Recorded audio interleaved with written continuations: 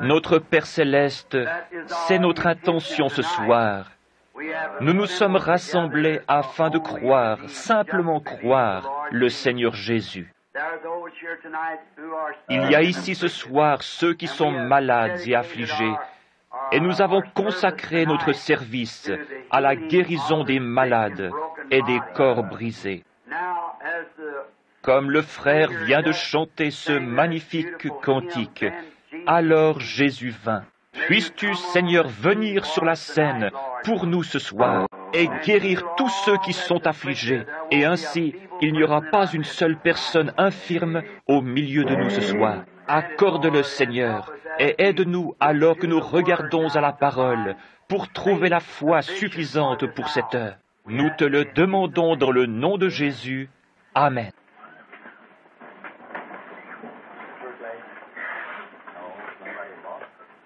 Il y a une paire de lunettes ici que quelqu'un a perdue et qui a été trouvée dans l'église.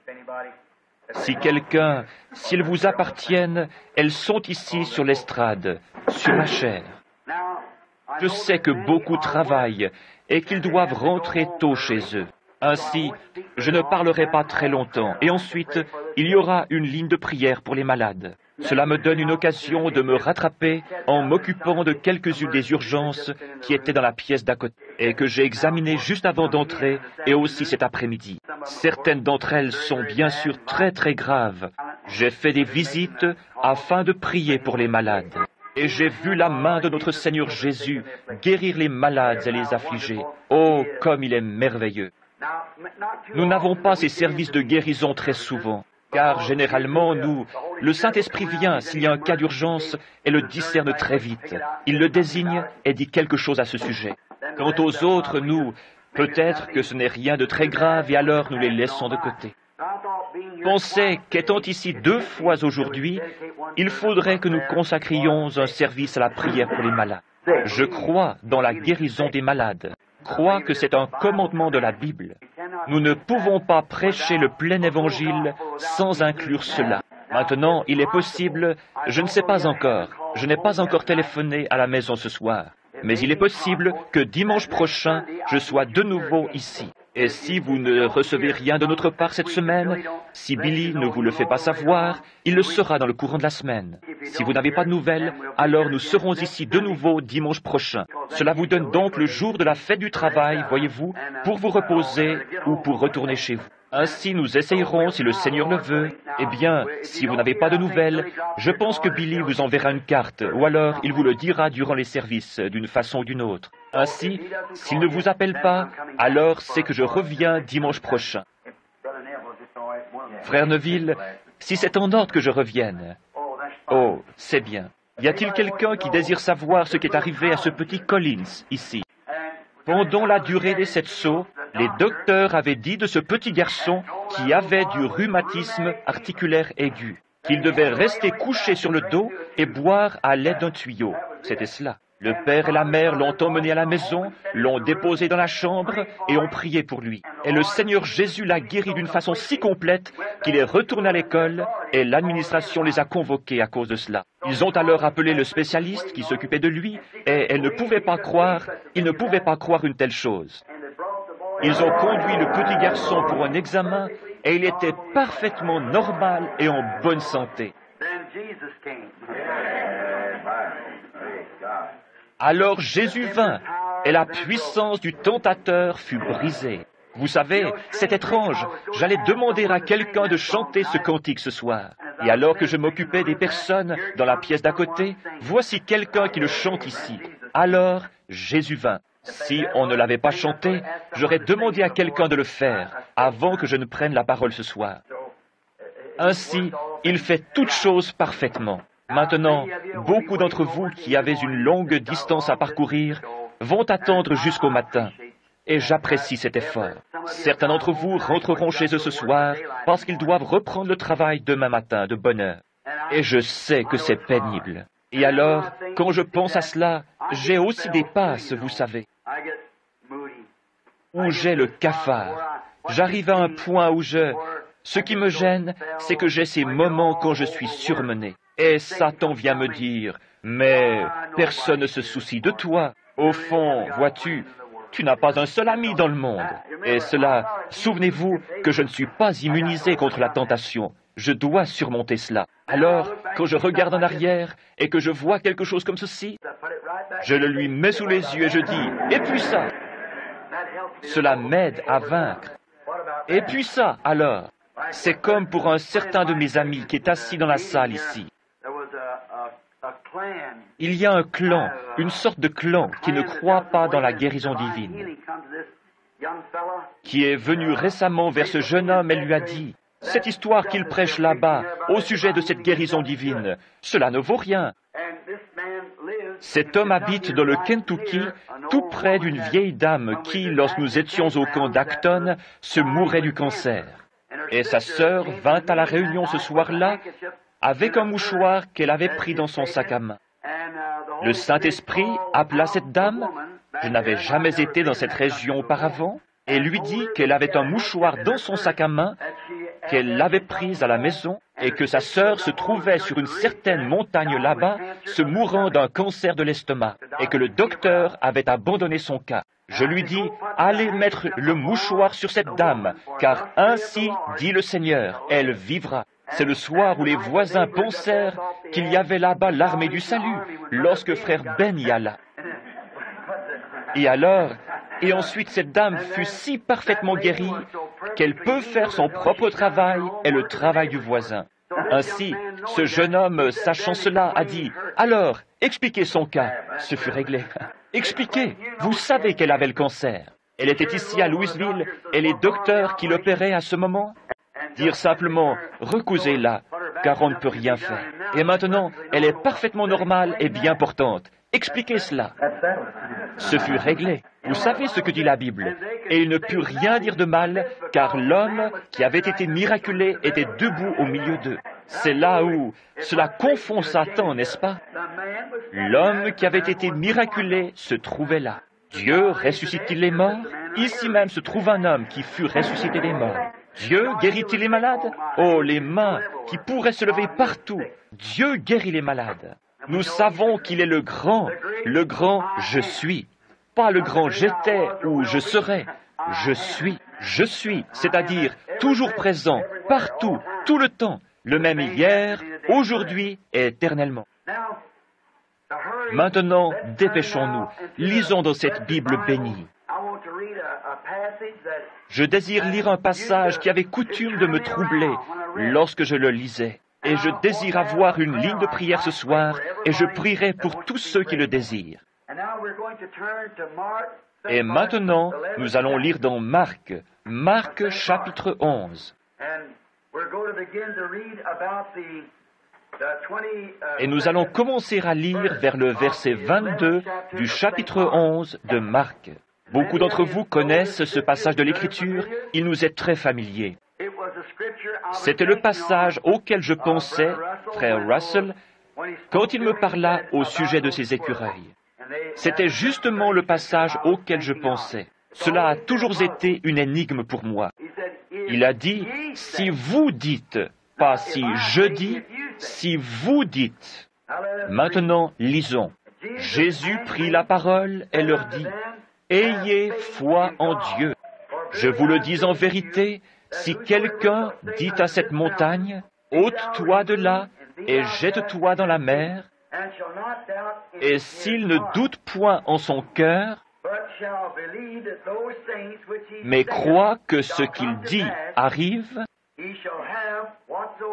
il le verra s'accomplir. C'est pourquoi je vous dis, tout ce que vous demanderez en priant, croyez que vous l'avez reçu et vous le verrez s'accomplir. Et lorsque vous êtes debout, faisant votre prière, si vous avez quelque chose contre quelqu'un, pardonnez, afin que votre Père, qui est dans les cieux, vous pardonne aussi vos offenses. Mais si vous ne pardonnez pas, votre Père qui est dans les cieux ne vous pardonnera pas non plus vos offenses. Ainsi, la foi est basée sur le pardon. Et alors, Comme nous l'avons dit ce matin, essayons de placer l'Église là où nous pouvons réellement voir les temps apostoliques agissant au milieu de nous. C'est de cela que nous avons tous faim, et cela se trouve juste à la porte. Nous le voyons, mais nous voulons en voir plus. Nous voulons que ce soit une telle effusion, que cela nous aide à nous déverser sur d'autres. Souvenez-vous, Jésus, comme nous l'avons dit dans la leçon ce matin, n'a jamais utilisé sa puissance pour lui-même. Il l'utilisa pour les autres. C'est pour cela qu'elle fut envoyée. Et vous pensez parfois, pourquoi un homme comme lui, qui était si plein de puissance, devrait-il être une fois malade? Oui, monsieur. J'ai lu dans un livre quelque part que lorsqu'il ressuscita ce garçon, le fils de la veuve de Naïn, je crois que c'est dans Le Prince de la maison de David, il s'assit sur un rocher et se plaignit d'un mal de tête.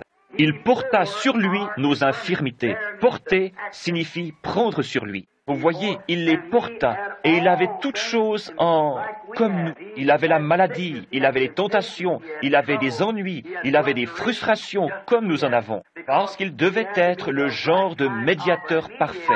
Il devait donc être un participant, le cultivateur du fruit, avant de savoir. La femme au puits et beaucoup d'autres choses, voyez-vous, si nous regardons dans l'Écriture. Je désire dire que je crois toute l'Écriture et que tout son contenu est vrai. Il y a des critiques aujourd'hui qui ne veulent pas le croire. Un critique a dit une fois que lorsque Jésus envoya ses disciples à l'endroit et au carrefour où l'ânon était attaché, il avait arrangé cela d'avance. Voyez-vous, ils ne comprennent pas que c'est Dieu qui l'arrangea d'avance. L'autre jour, Dieu m'a dit au sujet de frère Down, qui est ici, que je lui serrerai de nouveau la main dans la rue. C'est très étrange. Je n'étais pas ici ce matin-là, mais 2 minutes de plus ou 1 minute de plus, et je ne l'aurais pas rencontré dans la rue. Mais je suis sorti de la voiture juste à temps pour lui serrer la main alors qu'il venait dans la rue. Il ne m'a pas reconnu, car il avait enlevé ses lunettes, et ainsi, il ne pouvait pas me voir. Mais quand il a entendu ma voix, il a commencé à pleurer. Qu'était-ce? D'habitude, il ne fait pas cela, mais c'était une réponse à ce qui lui avait été dit là-bas sous la tente à oxygène. Je lui ai dit, de même, vous vous assiérez de nouveau dans l'église. C'était le désir de son cœur. Lorsque nous eûmes une réunion à Chicago, il voulait y aller, son cœur le désirait. Je lui envoyai un télégramme de salutation de notre part et de la part des enfants, lui disant que nous prions afin qu'il guérisse rapidement. Et un frère bienveillant qui le visitait nous rapporta qu'il voulait tellement venir. Le voici avec nous ce soir, voyez-vous. Cela n'était pas arrangé d'avance. C'est le même Dieu qui a arrangé cela. Il fait concourir toutes choses parfaitement et au moment précis. Un critique a dit une fois, « Ce n'est pas étonnant que Jésus ait pu prendre 5 pains et en nourrir 5000. Car, dit-il, les pains étaient plus gros en ce temps-là, et il a simplement coupé chaque pain pour en nourrir 1000. Je vous ferai remarquer que c'est ce qu'un petit garçon transporta 5 miches de pain qui purent nourrir à satiété 5000 personnes. Et ensuite, n'y eut-il pas 12 paniers pleins qu'ils emportaient? Voyez-vous, oh, ce ne sont que des critiques, c'est tout. Cela ne change pas la parole de Dieu. Elle continue d'être la même. Nous voulons maintenant parler de la foi, mais d'un type de foi différent. La foi parfaite. C'est une grande chose. Or, la foi, la Bible nous dit que la foi vient de ce qu'on entend. Maintenant, vous ne pouvez pas être sauvé sans la foi. Et la foi vous fait croire à l'existence de quelque chose que rien d'autre ne déclare si ce n'est la foi. J'essaye maintenant de vous amener à recevoir la foi afin que vous puissiez être prêts pour cette ligne de prière dans quelques minutes. Maintenant, la foi, il faut que celui qui s'approche de Dieu croit que Dieu existe. Et il est impossible de plaire à Dieu sans la foi. Vous ne pouvez pas lui plaire. Et si vous dites que vous croyez en Dieu, vous ne l'avez jamais vu. Vous devez donc le croire par la foi. Et si vous pouviez le voir, ce ne serait plus la foi, voyez-vous. Tout ce que les sens déclarent, ce n'est plus la foi. C'est un fait scientifique. Voyez-vous, ce n'est plus la foi. Et vous devez l'accepter, lui, par la foi. Et celui qui s'approche de Dieu doit croire en Dieu. Et la foi vient de ce qu'on entend la parole de Dieu. Voyez-vous? Vous devez croire premièrement que ceci est la parole de Dieu. Et vous devez venir à Dieu par la parole. Voyez-vous? Prenez simplement la parole, ce qu'elle dit, et dites, c'est juste. Toutes les autres choses qui lui sont contraires ne sont pas justes. Abraham dut croire simplement ce que cette voix lui avait dit. Et lorsqu'il fut âgé de 100 ans, 25 ans plus tard, il croyait cela plus fort que 25 ans plus tôt lorsque cela lui fut donné. Voyez-vous, il le croyait. Et il ne douta pas par incrédulité de la promesse de Dieu, mais il fut fortifié, donnant gloire à Dieu, sachant qu'il pouvait accomplir ce qu'il avait promis. Et c'est ainsi que chacun doit être. Vous devez venir avec une foi infaillible, croyant que Dieu a fait la promesse. Mais maintenant, vous devez être dans une certaine position pour avoir cette foi. Et c'est de cela que nous allons parler, voyez-vous, afin de recevoir cette foi. Dans Hébreux, le livre des Hébreux, au chapitre 11, il nous est dit que la foi est la substance des choses qu'on espère. C'est dit ainsi dans la Bible anglaise. Voilà pourquoi beaucoup de personnes ne parviennent pas à recevoir leur guérison ou ce qu'elles demandent. C'est parce qu'elles prennent la foi pour quelque chose qui n'est pas, voyez-vous.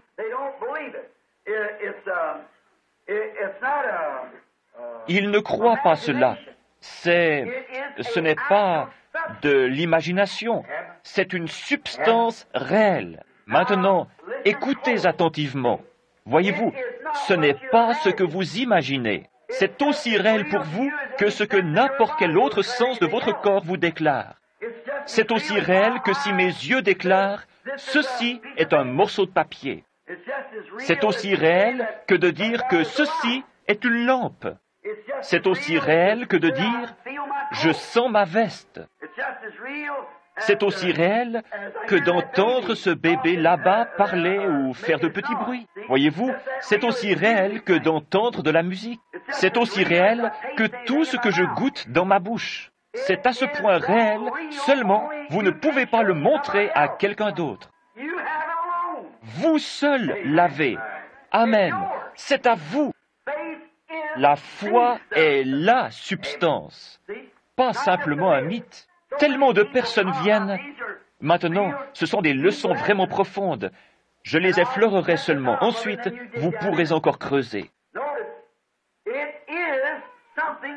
Notez bien, c'est quelque chose que vous possédez, pas de l'imagination, si vous l'avez réellement. C'est aussi réel pour vous que n'importe quelle autre chose qu'il puisse y avoir.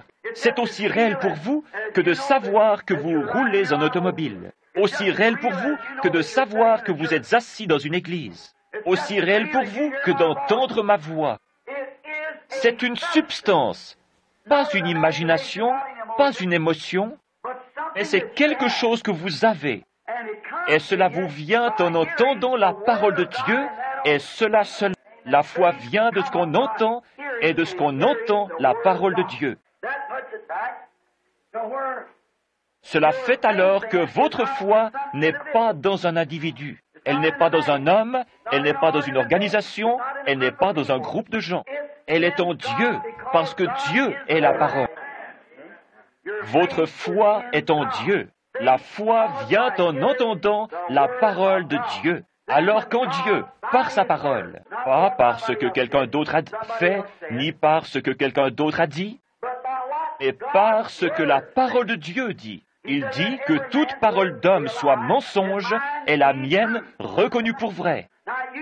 Si vous voyez quelqu'un faire quelque chose par une parole, un acte de Dieu, une promesse de Dieu, beaucoup diront, « Je peux aussi faire cela », mais c'est de l'imagination. Et quand ils le font, vous les retrouvez ensuite naufragés quelque part. Cela doit être une substance. Or, c'est potentiellement de la foi. C'est quelque chose qui vous amènerait à la foi. Potentiellement c'en est. C'est comme si vous me demandiez un chêne et que je vous donne un gland. Potentiellement vous avez un chêne, mais il ne s'est pas encore développé. Et quand il pousse vraiment, c'est un chêne. Et quand vous imaginez que Dieu fait ceci, et quand cela vous est révélé, c'est alors de la foi, une foi parfaite qui ne peut faillir. C'est la raison pour laquelle ces visions sont si extraordinaires pour moi, parce qu'elles ont été reconnues justes chaque fois, voyez-vous. Et je sais qu'il a promis cela. Il a promis cela dans sa parole, et il vient ici et le promet pour ce jour. C'est pourquoi vous savez où vous vous tenez, quand c'est lui qui le dit, vous voyez. Cela me donne de la foi, parce qu'il ne fait rien qui soit contraire à sa parole écrite, voyez-vous. Si c'était contraire à la parole, je ne pourrais pas avoir foi en cela. Cela nous ramène directement à la parole, voyez-vous, la foi qui vient en entendant la parole de Dieu. Vous devez entendre la parole. La parole de Dieu est cette parole entièrement suffisante. Cette parole est tout ce dont vous avez besoin.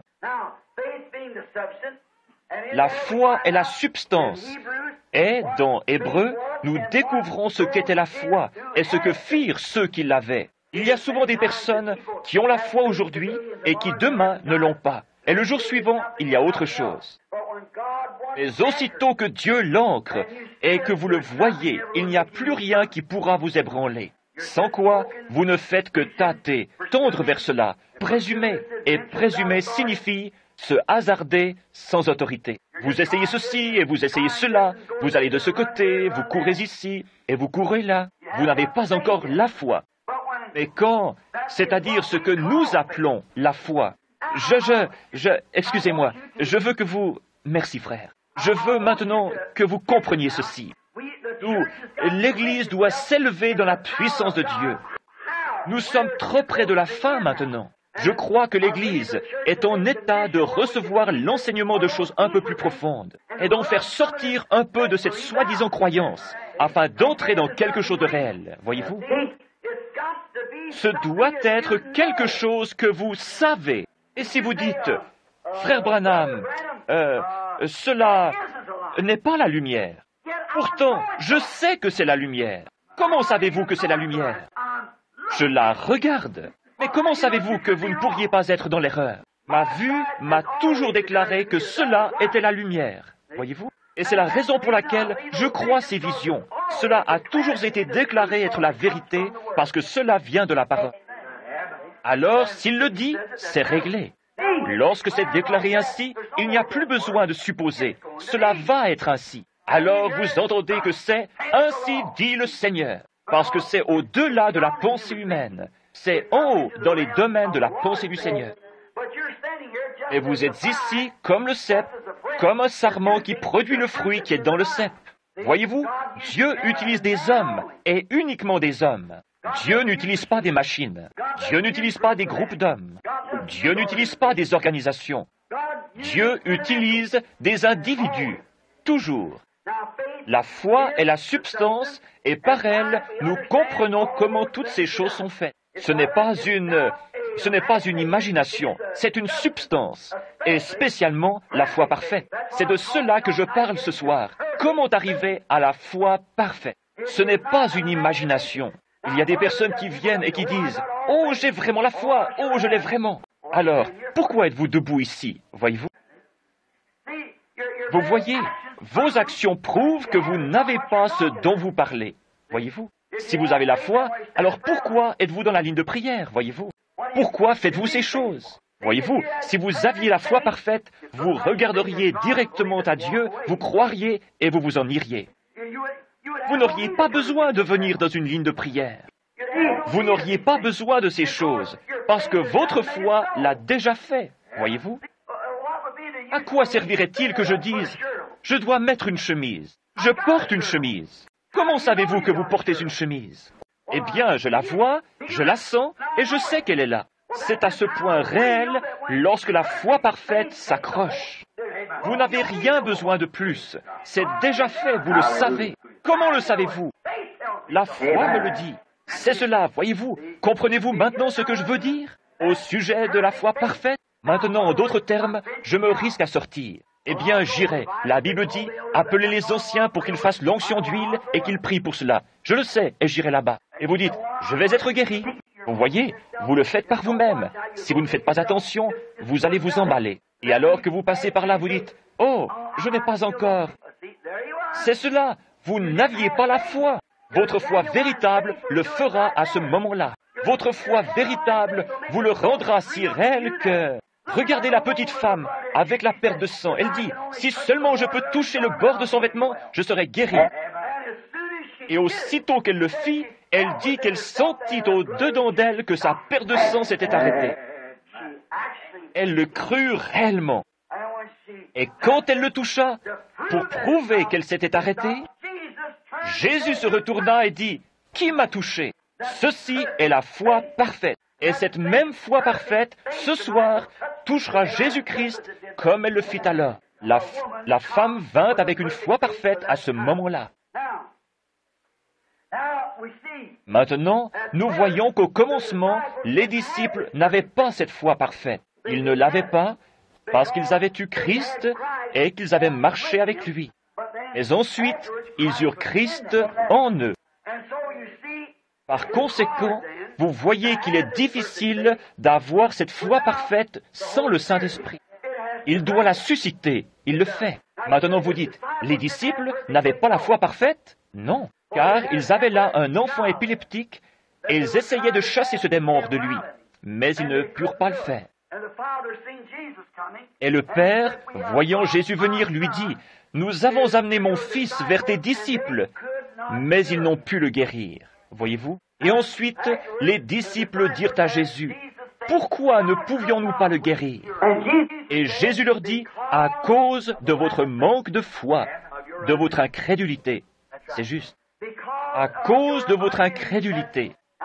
Maintenant, souvenez-vous qu'ils avaient la puissance. Jésus leur avait donné la puissance pour guérir les malades, ressusciter les morts et chasser les démons juste quelques jours avant.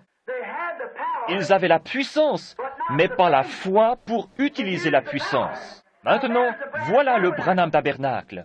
Voilà l'Église, l'épouse aujourd'hui. Le Saint-Esprit est ici, avec la puissance, mais vous n'avez pas cette foi pour l'animer. Voyez-vous ce que je veux dire? Il faut de la foi pour l'animer. Tenez, j'ai une cartouche que j'ai chargée à la main.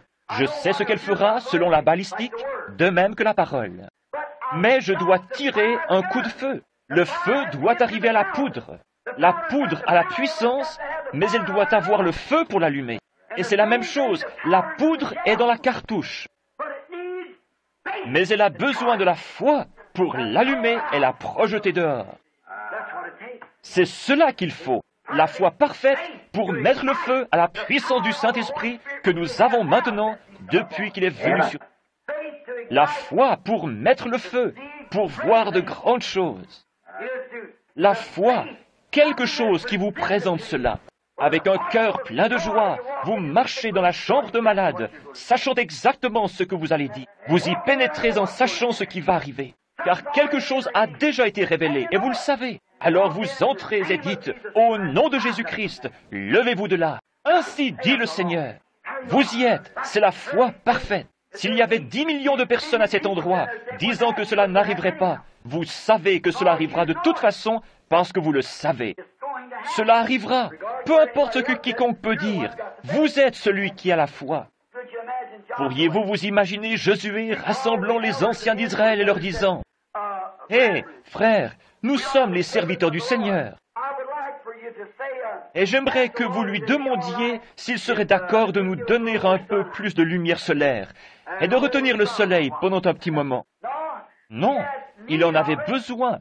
Et sans prière, sans rien, il en avait besoin et il commanda simplement au soleil. Il dit, « Arrête-toi là, j'en ai besoin, je suis au service du Seigneur. » Et il m'a envoyé ici pour faire ce travail, et je le fais le mieux possible. Et l'ennemi s'est rassemblé, et il est par ici. Si je laisse le soleil descendre, ils se rassembleront et me causeront plus d'ennuis. C'est pourquoi, arrête-toi, et toi lune aussi. Amen. Elle resta là pendant 24 heures. Maintenant, si le monde tourne et qu'il l'ait arrêté et que le soleil soit resté à un endroit sans se déplacer, qu'est-il alors arrivé? Maintenant, si vous ne croyez pas cela, vous devenez un infidèle. Et alors, si vous le croyez, vous vous mettez la science à dos, parce qu'ils disent que si le monde s'arrêtait, il tomberait. Ainsi, qu'en est-il? Si vous dites que la parole de Dieu n'est pas juste, alors vous êtes un infidèle, voyez-vous? Et cela arriva, c'est le principal. Je n'en connais pas la mécanique, mais cela arriva. Je ne connais pas la mécanique du Saint-Esprit, mais je sais qu'il tomba sur... Je ne peux pas en dire la mécanique, mais j'en connais les bénédictions. Tout ce que je désire connaître, ce sont les bénédictions du Saint-Esprit. Et la mécanique, c'est lui qui l'a fait marcher, c'est son secret. Ce garçon ne put pas être guéri, parce que les disciples avaient la puissance. Jésus leur avait donné la puissance pour guérir toutes sortes de maladies, pour chasser les démons, pour purifier les lépreux et pour ressusciter les morts. Il leur avait donné la puissance, mais ils n'avaient pas la foi pour exploiter la puissance qu'ils avaient. Alors ils questionnèrent Jésus et lui dirent, « Mais pourquoi n'avons-nous pas pu le faire ?» Or, souvenez-vous qu'ils avaient la parole, et la parole était à leur chair. Et la parole leur dit, « Je vous donne la puissance. » Amen. Je vous donne la puissance. Et ils avaient la puissance, mais ils n'avaient pas la foi pour actionner la parole qui était en eux. Voyez-vous ce que je veux dire? Mais Jésus l'avait. Il était la parole et il avait la foi que ce qu'il disait arriverait. Il dit, « Oh, amenez-les ici. Jusqu'à quand vous supporterai-je » Il avait la foi avec sa puissance. Comment l'avait-il? Il dit, « Je ne peux rien faire de moi-même. » Pourquoi? Parce qu'il avait confiance en ce qu'il était. Il avait confiance dans le fait qu'il savait qu'il était la parole. Et il avait foi en Dieu qui avait fait de lui la parole. Il était Dieu, la parole. Et elle était en lui, et cela lui donna la foi parce qu'il comprit sa position. Il savait ce qu'il était, parce que l'Écriture avait dit qu'il était ceci. Chaque passage de l'Écriture s'enchaînait pour prouver qu'il était exactement ce que l'Écriture avait dit qu'il serait. Et il savait ce qu'il était. C'est pourquoi il avait confiance en ce que Dieu avait fait de lui. S'il fit ainsi, alors ne pouvons-nous pas, comme croyants, avoir confiance en ce que Dieu a fait de nous? Voici les signes qui suivront ceux qui auront cru. Il avait foi en ce qu'il était. Et si vous êtes un croyant, vous avez foi en ce que vous êtes. Vous êtes un croyant. Et si vous avez foi en Dieu, la Bible dit, si notre cœur nous condamne, nous ne pouvons pas avoir la foi. Et si notre cœur ne nous condamne pas, nous avons alors la foi. Nous avons de l'assurance envers Dieu. Si vous voulez le lire, cela se trouve dans Jean 3, 21. J'ai inscrit ici le passage de l'Écriture. Maintenant, remarquez, je veux dire 1 Jean 3, 21. Écoutez, si notre cœur ne nous condamne pas, nous avons de l'assurance devant Dieu. Mais aussi longtemps que vous faites des choses qui sont fausses, vous ne pourrez pas vraiment avoir de l'assurance devant Dieu. Ainsi, voyez-vous, vous saurez automatiquement que vous êtes dans l'erreur. Vous vous remettez automatiquement à la place d'un pécheur si vous savez que vous êtes dans l'erreur. Mais si votre cœur ne vous condamne pas, et si vous savez que vous êtes un croyant, et qu'il n'y a rien entre vous et Dieu, vous pouvez demander ce que vous voulez, sachant que cela vous sera donné. Parce que c'est la parole qui vous est donnée, comme elle le fut à ses disciples. Alors, la seule chose que vous devez faire, c'est d'avoir foi en ce que vous êtes. Ayez foi dans ce que la parole dit que vous êtes. Jésus avait foi dans la parole de Dieu qui disait ce qu'il était. Il est écrit de moi. David, dans les psaumes, les prophètes et tous les autres, n'ont-ils pas parlé de lui? Je suis le pain de vie qui vient de Dieu et qui est descendu du ciel. Amen. Je suis cet arbre de vie du jardin d'Éden. Je suis toutes ces choses. Je suis celui qui suis. Il savait, avec cette foi parfaite, qu'il était le Messie oint et que l'Esprit de Dieu était sur lui. Il dit, de moi-même, je ne peux rien faire, mais c'est ma foi en Dieu. Dieu était en lui, la parole rendue manifeste. Et quand la parole de Dieu vient en vous, elle est rendue manifeste, car vous êtes un croyant, voyez-vous? Et un croyant, c'est la foi de Dieu agissant en vous. Vous aimez ça? J'aime enseigner ce qu'est réellement la foi. Il savait qui il était.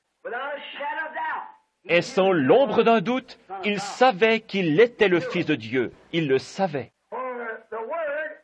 Car la parole identifiait, la parole de Dieu identifiait qui il était. Il dit, si je ne fais pas les œuvres de mon Père, alors ne me croyez pas. Si je ne fais pas ces œuvres-là, ne me croyez pas. Mais si je les fais, alors croyez en elles, car elles sont la manifestation de la parole qui avait été promise. Oh, si seulement vous pouviez vous éveiller à cela une minute. Vous voyez, la parole elle-même identifiait qui il était. Et il dit, qui de vous me convaincra de péché?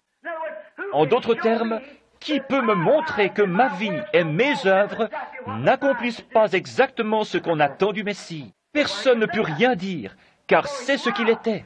Il avait alors la foi pour croire que tout ce qu'il dirait s'accomplirait. Ensuite, il se retourna et dit, les œuvres que je fais, vous les ferez aussi. Encore un peu de temps, et le monde ne me verra plus. Mais vous, vous me verrez, parce que je serai avec vous et même en vous. Ne vous inquiétez pas de ce que vous direz, car ce n'est pas vous qui parlerez, c'est votre Père qui habite en vous, qui parlera.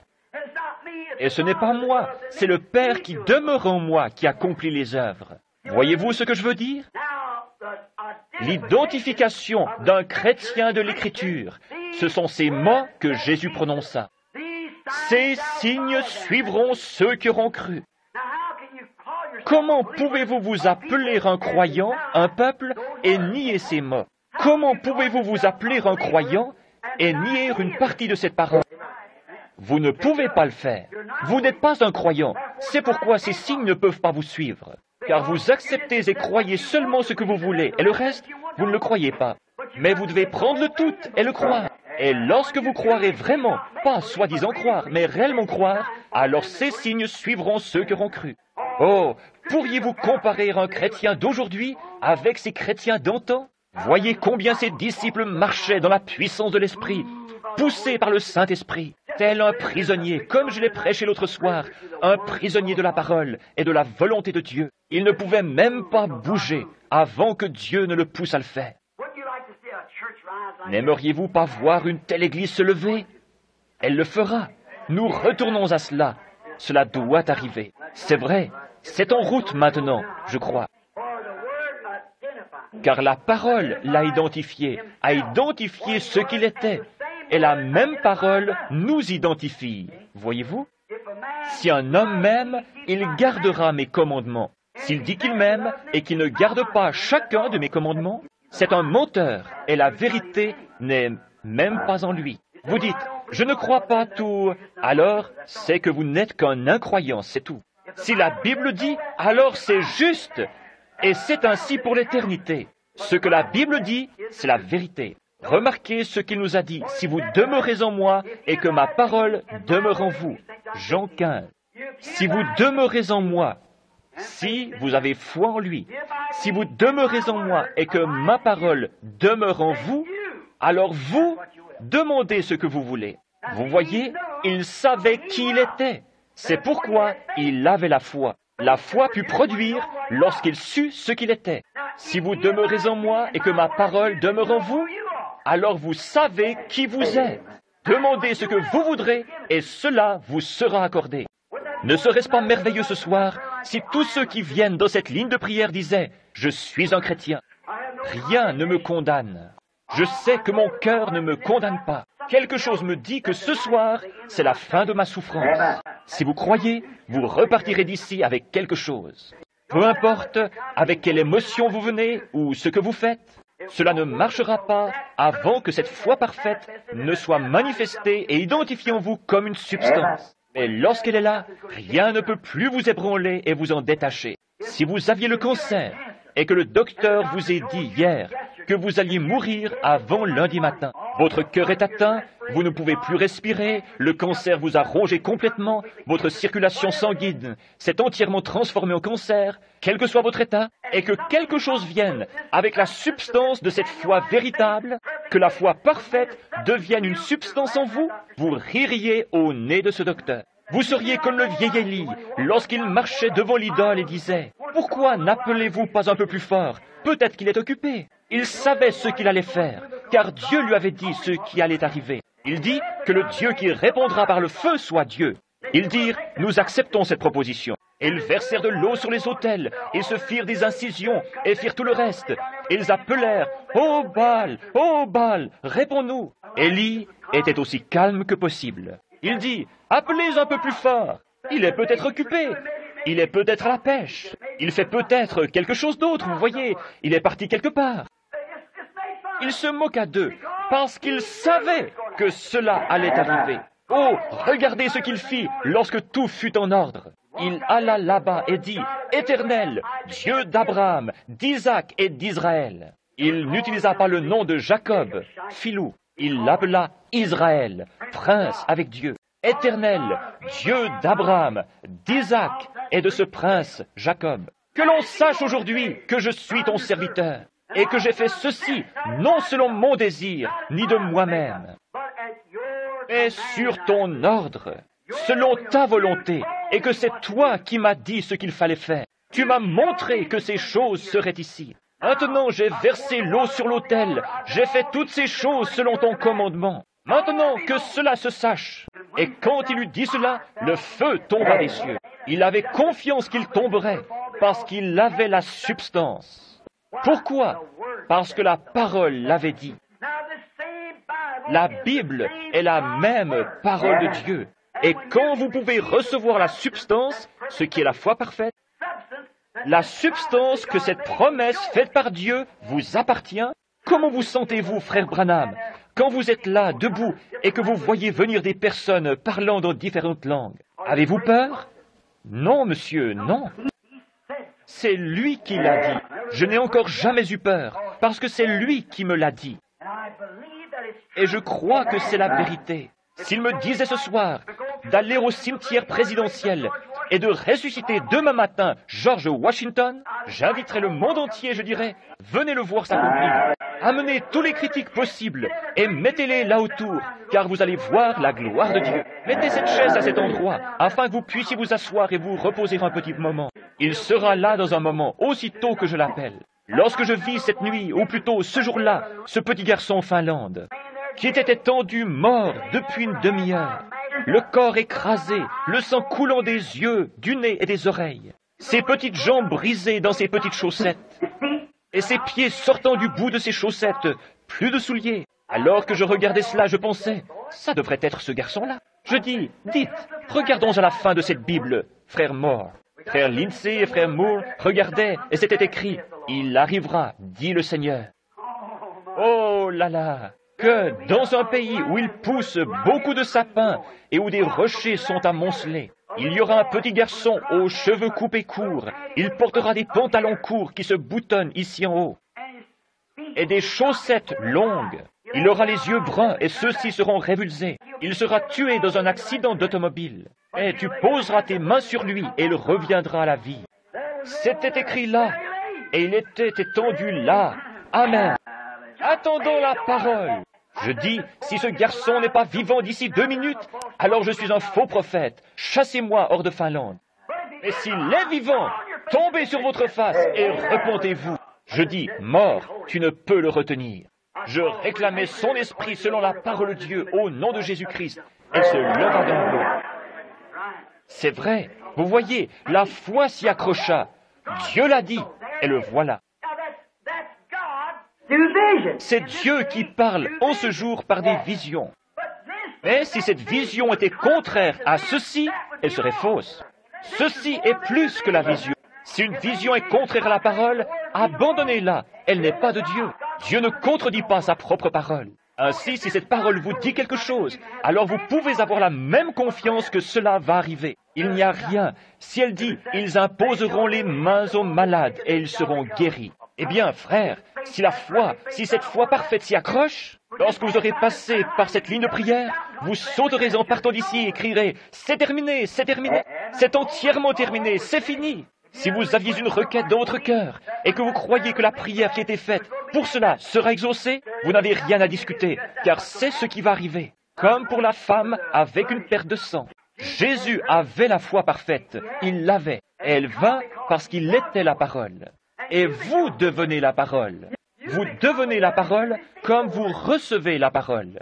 Si vous demeurez en moi et que mes paroles demeurent en vous, Mes paroles, c'est-à-dire cette parole, demeurent en vous, demandez ce que vous voudrez et cela vous sera accordé. Voyez-vous? Si vous dites à cette montagne, ôte-toi de là, et si vous ne doutez pas, et croyez que ce que vous dites arrive, vous le verrez s'accomplir. Tout ce que vous demanderez en priant, croyez que vous l'avez reçu, et vous le verrez s'accomplir. Cela vous sera donné. Ni le temps, ni l'espace, ni rien d'autre ne le changera. Vous savez que c'est fait. C'est déjà fini. Maintenant, regardez. Il nous a dit, si vous demeurez en moi, et que ma parole demeure en vous, ici dans Jean, demandez ce que vous voudrez, et cela vous sera accordé. Alors, reconnaissez votre position dans l'Écriture en tant que croyant. Voyez-vous, vous devez reconnaître votre position de même qu'il reconnut sa position. N'est-il pas écrit que Christ viendrait et qu'il ferait toutes ces choses? Dit-il à Cléopas et aux autres ce matin-là? N'est-il pas écrit dans les Écritures qu'il devait souffrir, être mis à mort pour ensuite ressusciter le troisième jour? Pourquoi êtes-vous si lents à comprendre? Et ils pensèrent, comme cet homme parle différemment des autres hommes. Et quand ils furent dans l'auberge, ils découvrirent que c'était lui. Voyez-vous, leurs yeux étaient empêchés de le reconnaître. Toutefois, ils remarquèrent qu'il se référait continuellement à l'Écriture et ils surent que c'était lui. Vous devez croire en ce que vous demandez. Si vous êtes un croyant, reconnaissez-vous comme tel. Reconnaissez que ces choses sont pour vous. S'il y a une condamnation dans votre vie, commencez par rectifier cela, voyez-vous. Si vous avez une condamnation dans votre ou vous pouvez demander à Oral Roberts et une douzaine d'autres personnes qui ont la foi de venir ici et de prier pour vous, et de sauter de bas en haut et de verser de l'huile sur vous, 5 litres à la fois, mais cela ne bougera toujours pas, c'est vrai. Qu'arrive-t-il à ceux qui ne sont pas guéris dans les réunions d'oral? Je les retrouve dans la ligne de prière. Vous l'entendez dire, on a déjà prié pour vous. Un homme avec des cheveux foncés, assez grand, ayant une forte mâchoire. C'est Oral Roberts, voyez-vous. Et c'était dans telle ville, à un endroit appelé ainsi. Oui, c'est vrai, voyez-vous. Tel homme a prié pour vous. Vous voyez, comme cela. Mais voici votre ennui, voyez-vous. Allez rectifier cette chose. Allez là-bas et confessez ce péché à votre mari ou à votre femme. Allez faire cette chose. Cela ne vous fera jamais de bien, peu importe qui prie pour vous, avant que vous ne rectifiez cela. La condamnation est dans votre cœur, et Dieu ne viendra pas dans ce cœur qui est condamné. Dieu n'y habite pas, vous devez le rectifier. Ensuite, quand vous l'avez fait, vous devez avoir la foi. Si tout est juste, vous devez avoir la foi et croire. N'ayez pas peur. Dans le livre de Job, il est dit que Job eut peur, et ce qu'il craignit arriva effectivement. Qu'est-ce qui en fut la cause? Sa crainte. C'est ce qui le fit arriver. Sa foi l'aurait gardé de cela, mais sa crainte le lui amena. Il avait peur que cela n'arrive, et cela arriva. S'il avait su que cela n'arriverait pas, cela ne serait pas arrivé. Voyez-vous ce que je veux dire? Si vous avez peur, lorsque vous venez dans la ligne de prière, et que vous pensez, peut-être que je n'ai pas une foi suffisante, cela n'arrivera jamais, ne vous inquiétez pas. Et si vous savez que cela va arriver, cela arrivera, voyez-vous. C'est la substance de quelque chose. Job craignit que ces choses lui arrivent, et elles lui arrivèrent. Si vous craignez que votre maladie ne vous quitte pas, elle ne vous quittera pas. Si vous avez la foi, elle vous quittera. Demandez à n'importe quel médecin. La première chose qu'il fera, c'est de vous donner confiance dans le médicament qu'il vous donne. Si vous n'avez pas confiance en lui, vous feriez mieux de le laisser. Voyez-vous? C'est sûr. Alors, qu'est-ce que c'est? C'est la foi qui opère la guérison. C'est la foi qui fait cela tout le temps. Pierre, tout alla bien pour lui, jusqu'à ce qu'il eût peur. La parole lui avait dit qu'il pouvait marcher sur l'eau. Il eut peur, d'abord, car il pensa que c'était un fantôme. Et il dit, « Seigneur, si c'est toi, ordonne que j'aille vers toi sur les eaux. » Il dit, « Viens. » C'est exactement la même chose que Jacques 5, 14 et que Marc 16. Le même Dieu qui a dit cela dit, « Viens. » Et ainsi, il commença à marcher. Tout allait bien. Il sortit du bateau et commença à marcher sur... Il y avait un gros orage sur la mer, vous savez, avec de grandes vagues, coiffées d'une crête blanche. Elles étaient plus grosses que les collines ici autour. Et l'écume se brisait sur eux. C'était terrifiant de voir peut-être les 5 ou 6 mètres d'écume blanche et ces vagues qui se brisaient. Et ce fut une chose terrifiante pour lui de demander, « Seigneur, si c'est toi !» Voyez-vous, il ressemblait à une ombre ou à un esprit. Il dit, « Si c'est toi, ordonne que j'aille vers toi sur les eaux. » Jésus lui dit, « Viens. » Et il fit un pas et dit, « C'est le Seigneur, je vais simplement marcher. » Mais quand il regarda les vagues, il eut peur. Que se passa-t-il dans son esprit? Premièrement, il pensa, « Je vais marcher, parce que la parole m'a dit de marcher. » Et ensuite, il regarda assez... Eh bien, il regarda assez simple. Il regarda et vit la grosseur de ces vagues, et il eut peur. Et aussitôt, il s'enfonça. Voyez-vous?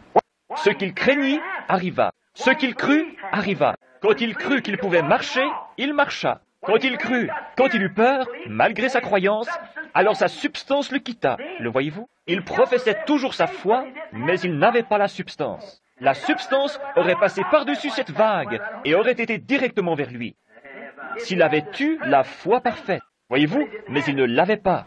Il pensait qu'il l'avait. Il l'avait au début. Il était prêt à se hasarder en dehors du bateau. Le Seigneur m'a dit de le faire. Cela doit arriver. Il sortit donc du bateau et s'en alla. Il ne pensa jamais aux vagues et combien elles étaient contraires. Cela ne lui vint jamais à l'esprit. Maintenant, quand vous commencez à penser, maintenant, attendez, vous savez, j'ai été malade si longtemps, Stop! Vous feriez mieux de retourner sur le bateau, voyez-vous? Voyez-vous? Et quand vous arrêtez de penser à cela, Abraham ne considéra point que son corps était déjà usé et que Sarah n'était plus en état d'avoir des enfants. Il ne pensa pas à cela, il ne le considéra même pas.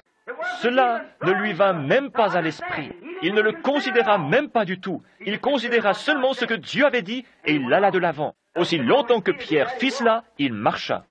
Mais Jésus vivait dans un monde que personne ne connaissait. Il était une personne étrange. Il vivait dans un monde de foi parfaite, dans le Dieu parfait dans lequel il était. Si nous vivions comme des chrétiens, avec une foi parfaite, nous serions des mystiques pour le monde. Les gens ne vous comprendraient pas. Vous marcheriez dans l'esprit. Ce que l'esprit dirait, vous le feriez. Ce qu'il interdirait, vous ne le feriez pas. Alors les gens commenceraient à dire, vous seriez une personne mystique pour eux. C'est ainsi pour tous les croyants, ils sont des mystiques. Les gens ne comprennent pas, parce qu'ils vivent dans un monde à eux. Jésus vivait dans un monde que personne d'autre ne pouvait toucher. Les disciples ne pouvaient pas le comprendre. Quand il leur parlait, il disait ensuite, « Tu parles par énigme. Nous ne comprenons pas ceci. Comment cela peut-il être ?» Voyez-vous, il n'était pas dans le monde dans lequel il vivait. Il ne pouvait pas le comprendre. Personne ne pouvait le comprendre. Ainsi, quand un homme vit par la foi et marche par la foi, je veux dire la foi en tant que substance, il est isolé du monde entier et devient une nouvelle créature en Christ. Maintenant, vous arrivez dans la matière pour l'épouse, voyez-vous. Maintenant, vous arrivez dans la condition nécessaire pour l'enlèvement. Cela veut dire que chacun d'entre nous, pas seulement le pasteur, les diacres ou les administrateurs, mais aussi les laïcs, chaque individu marche dans un monde avec Dieu seul. Vous êtes baptisés dans ce royaume et il n'y a personne là si ce n'est vous et Dieu, voyez-vous. Il donne les ordres et vous les exécutez. Quoi qu'ils disent, il n'y a nulle part l'ombre d'un doute. Vous continuez votre marche. Si le Seigneur dit ceci, il n'y a personne au monde qui puisse vous en dissuader. Vous continuez à avancer de la même façon. Maintenant, vous arrivez à cette foi parfaite, une parfaite perfection qui ne peut faillir. Cette foi-là ne faillit jamais. Oui, il était un mystique pour eux, avec sa foi parfaite. Et c'est comme ça maintenant. Ceux qui ont la foi parfaite sont des mystiques pour les autres. La Bible nous enseigne de résister au diable et il fuira loin de nous. Lui résister, c'est simplement le repousser. Lui résister, c'est vous éloigner de lui. Si Dieu vous a dit une certaine chose, peu importe ce que le diable essaie de vous dire, vous ne l'écoutez même pas. Vos oreilles sont sourdes à tout, sauf à ce que l'Esprit dit, voyez-vous. Que celui qui a des oreilles entende ce que l'Esprit dit aux églises. Celui qui possède un poste d'écoute capte ce que l'Esprit dit aux églises, voyez-vous. Ce que Satan dit, je ne peux pas, cela n'a rien à voir. Si vous enseignez cela, la dénomination vous jettera dehors. Cela n'a rien à voir, il continue à avancer de la même façon. Que celui qui a des oreilles entende ce que l'Esprit dit aux églises. Vous savez qu'il est constamment dit dans la Bible que celui qui a la foi, que celui qui a des oreilles pour entendre, entende, voyez-vous. Que celui qui a de l'intelligence calcule le nombre de la bête. Toutes ces différentes choses. Que celui qui a le dise aux autres, afin qu'ils puissent en avoir. Et c'est de la foi que nous parlons maintenant. La foi que vous devez avoir, cette foi parfaite. Cette foi qui dit oui. Il n'y a rien qui puisse dire non lorsque Dieu dit oui. Voyez-vous, quand il dit oui, c'est oui. Et rien ne peut vous l'enlever. Avec sa foi parfaite, il était très étrange. Et le diable ne resta pas autour de lui très longtemps. Nous avons eu cela dans la leçon ce matin. Lorsqu'il vint en bluffant avec sa grande conception intellectuelle pour narguer Jésus, il découvrit qu'il avait touché une ligne de courant de 10 000 volts. Et cela le jeta de nouveau en arrière. Oui, monsieur. Et il dit, il est écrit, l'homme ne vivra pas de pain seulement. Il reçut alors un choc. Il revint un peu plus doucement la fois suivante lorsqu'il dit, tu es un grand homme, tu peux te mettre ici en haut et être quelqu'un. Il dit, arrière de moi, Satan. Oh là là, ce qu'il rencontra. Et tu ne tenteras point le Seigneur ton Dieu. Voyez-vous? Il prouva à Satan qu'il était le Seigneur Dieu, car il est écrit, tu ne tenteras point. Si Satan n'avait pas reconnu que c'était le Seigneur Dieu, il aurait dit, attends une minute, tu n'es pas cette personne. Mais il savait faire mieux que de dire cela à Jésus. Il savait sur quel terrain se tenir. Jésus dit, tu ne tenteras pas le Seigneur ton Dieu. Et c'est ce qu'il était. Et Satan savait faire mieux que de dire cela, car les œuvres de Jésus avaient déjà prouvé qu'il était le Seigneur ton Dieu. Notez bien, voici un autre point. La foi parfaite a la maîtrise de toutes les circonstances. La foi parfaite maîtrise toutes les circonstances. Peu importe ce que c'est, elle le maîtrise. Maintenant, observez, quand vous croyez quelque chose, ou que vous faites quelque chose, et que vous avez foi en ce que vous faites, peu importe ce que sont les circonstances, elles n'ont rien à voir avec cela. Voyez-vous, elle maîtrise ces circonstances. Si c'est dans une chambre de malade, et que le Seigneur ait révélé que cette certaine chose va arriver, vous le dites, et vous allez de l'avant. Oh, est-ce que... Ne posez pas de questions, c'est déjà fini, allez de l'avant. Voyez-vous, elle maîtrise toutes les circonstances. Eh bien, si vous faites ceci, un tel va faire cela. Voyez-vous, elle a déjà maîtrisé cela. Voyez-vous, la foi croit que Dieu le mènera à bien. Je ne sais pas comment il le fera, mais il le fera de toute façon. Voyez-vous, elle maîtrise toutes les circonstances. La foi et l'amour sont parents, car vous ne pouvez pas avoir la foi à moins que vous ayez l'amour. Parce que votre foi est dans un Dieu qui est l'essence même de l'amour. La foi et l'amour travaillent ensemble. Tenez, c'est comme pour un jeune couple. Vous prenez un jeune homme et une jeune fille qui tombent amoureux l'un de l'autre. Alors qu'ils vont de l'avant et qu'ils commencent à mieux se connaître, leurs cœurs commencent à battre à l'unisson. Voyez-vous, pourtant, ils ne sont pas encore mariés femmes, mais leur amour les lie et ils ont confiance l'un dans l'autre. Maintenant, s'ils s'aiment vraiment,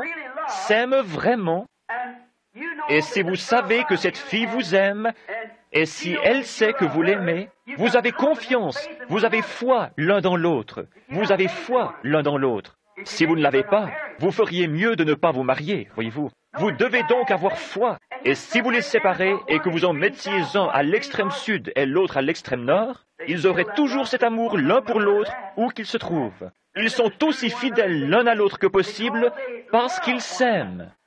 Et si vous aimez le Seigneur, pas seulement pour échapper à l'enfer, mais si vous aimez le Seigneur, alors vous avez foi en Dieu. Voyez-vous, si vous l'aimez vraiment.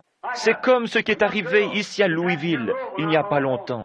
Il y avait une demoiselle chrétienne depuis de nombreuses années, tomba amoureuse d'un homme qui, lui, était chrétien depuis environ 2 ans. Et ainsi, ils se marièrent, ils s'aimaient et avaient confiance l'un dans l'autre et ils se marièrent. Et la femme dit à son mari, « Chéri, cela doit être difficile pour toi, car tu n'es qu'un jeune chrétien. Et tu as dû passer par tant de choses, car il buvait. » Elle dit, « Tu as dû passer par tellement de choses. Et je sais que tu dois être terriblement tenté. » Et dit-elle, « Je désire maintenant que tu saches une chose.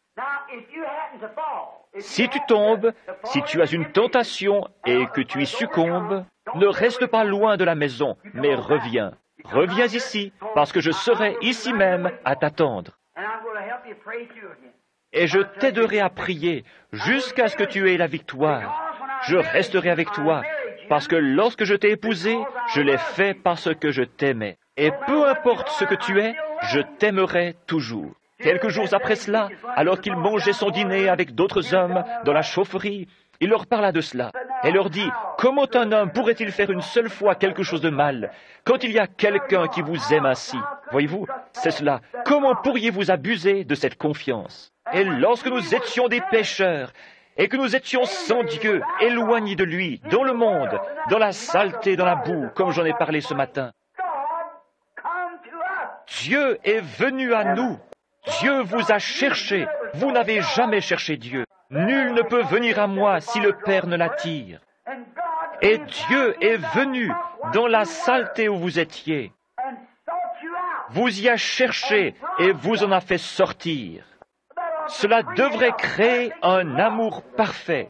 Regardez ce que vous étiez et regardez ce que vous êtes. Qui a fait cela? Quelqu'un qui vous aimait. Alors, ne pouvez-vous pas avoir foi dans ce qu'il vous a promis? Un réel et véritable amour créera en vous la confiance dans sa parole. Il m'a pris alors que je n'étais rien, et je ne suis toujours rien, mais je suis dans sa main. Il m'a pris, et il m'a aimé alors que j'étais repoussant. Il vous a aimé alors que vous étiez repoussant, mais il vous a transformé. C'est ce que disait la sœur de couleur cette fois-là dans son témoignage.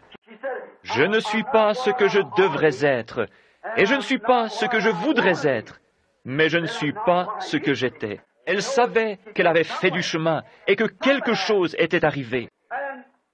Et c'est ainsi, si Dieu, quand j'étais séparé de lui, m'aima à tel point qu'il se baissa pour me ramasser, cela me donne confiance dans le fait qu'il désire m'utiliser.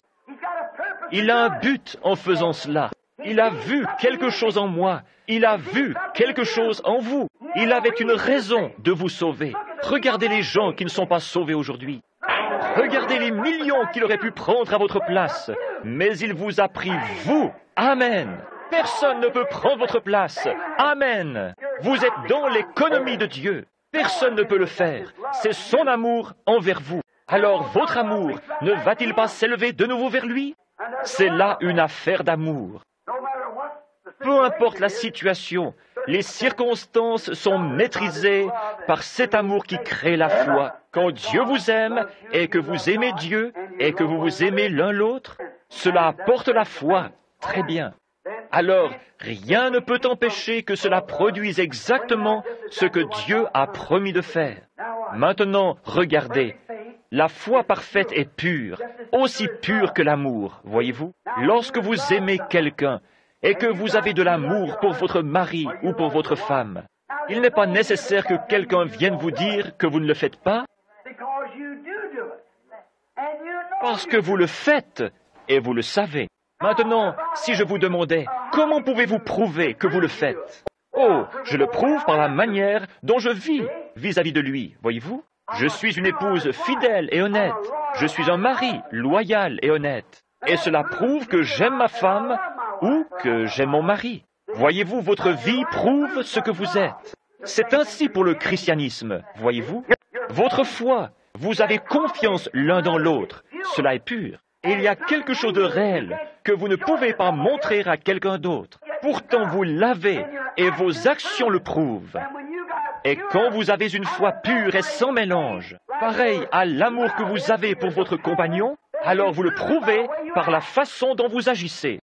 Vous ne vous plaignez plus, car vous savez que c'est accompli, et vous allez simplement de l'avant. Peu importe à quoi ressemblent les choses, ou ce que quiconque dit, vous savez ce qui est arrivé. Vous savez que c'est fini, tout autant que vous savez que vous aimez votre mari, tout autant que vous savez que vous aimez. Voyez-vous, l'amour et la foi doivent aller ensemble. Ils sont parents. Ils aiment. L'amour produit la foi. Lorsque Satan nous tente, nous devons lui résister avec une foi parfaite, dans une parole parfaite, comme le fit Jésus. La parole de Dieu est parfaite. Nous devons avoir une foi parfaite dans cette parole parfaite et résister à Satan. Maintenant, dépêchons-nous et allons aussi vite que possible. Par sa foi, dans sa parole, il est vainqueur.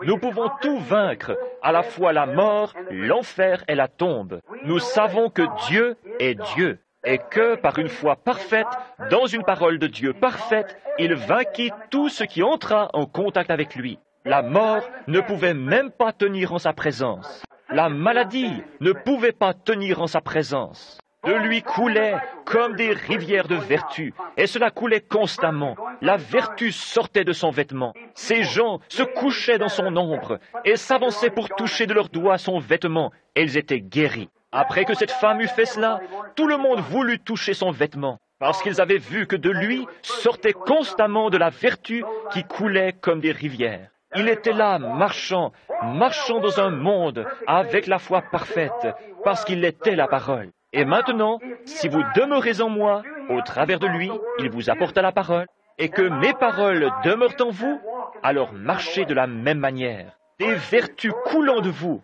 les rivières des fontaines de bénédiction de Dieu se déversant sur les gens. Voyez-vous ce que je veux dire?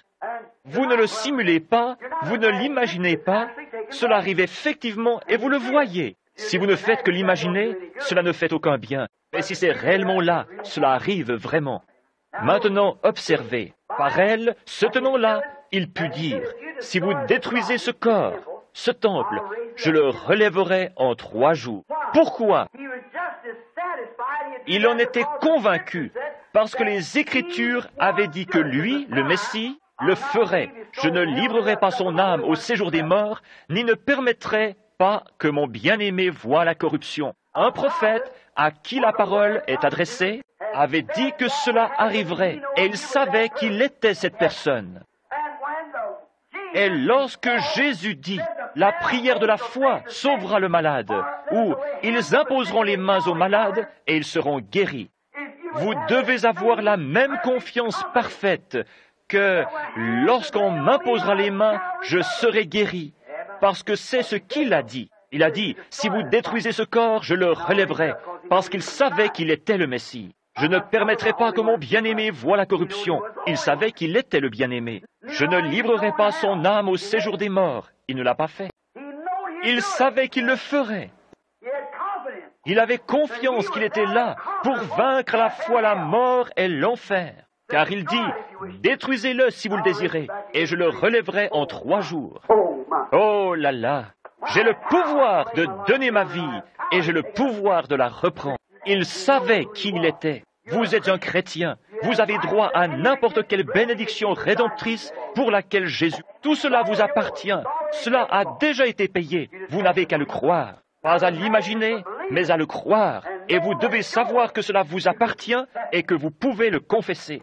Oh, c'est ça, la foi victorieuse. Savoir cela. Il savait que cela arriverait. Il pouvait prédire que cela arriverait. Parce qu'il savait que cela arriverait. Et quoi qu'il ait prédit, cela arrivait. Maintenant, regardez. Quoi qu'il ait dit, Dieu l'honorait. Pensez-y. Quoi que Jésus ait dit, Dieu le faisait s'accomplir. Ainsi, il savait que ces paroles étaient les paroles de Dieu. Maintenant, regardez. Ce passage de l'Écriture nous est présenté à nouveau. Si vous dites à cette montagne, « Oh là là, je le laisse pénétrer un peu, vous voyez, parce que nous allons avoir une ligne de prière. Nous congédierons l'assemblée, ceux qui doivent partir, et nous prierons pour les malades. » Regardez, il savait qu'il plaisait à Dieu. Il savait qu'il n'y avait rien de répréhensible dans sa vie. Tu avais déjà témoigné de cela lorsqu'il dit, « Celui-ci est mon fils bien-aimé, en qui j'ai trouvé mon plaisir. Écoutez-le. Celui-ci est mon fils bien-aimé, en qui j'ai trouvé mon plaisir, dit-il, le jour de son baptême. J'ai trouvé mon plaisir à faire ma demeure en lui, et rien ne peut le condamner. » Maintenant, quand le même Dieu vient à vous et qu'il trouve son plaisir à habiter en vous, et trouve son plaisir à honorer votre parole, votre décision. Quelle fut la décision de Josué? « Soleil, arrête-toi !» Et il s'arrêta. Amen. Certainement. Quelle fut la décision de Moïse? Il leva son bâton sur une rivière comme cela et réclama qu'elle s'ouvre. Et elle s'ouvrit. Voyez-vous, c'est ainsi. Quoi que vous demandiez, et si vous dites à cette montagne, ôte-toi de là, et si vous ne doutez pas, voyez-vous, dans votre cœur, mais croyez que ce que vous dites arrive, vous le verrez s'accomplir. Cela vous remet dans la parole.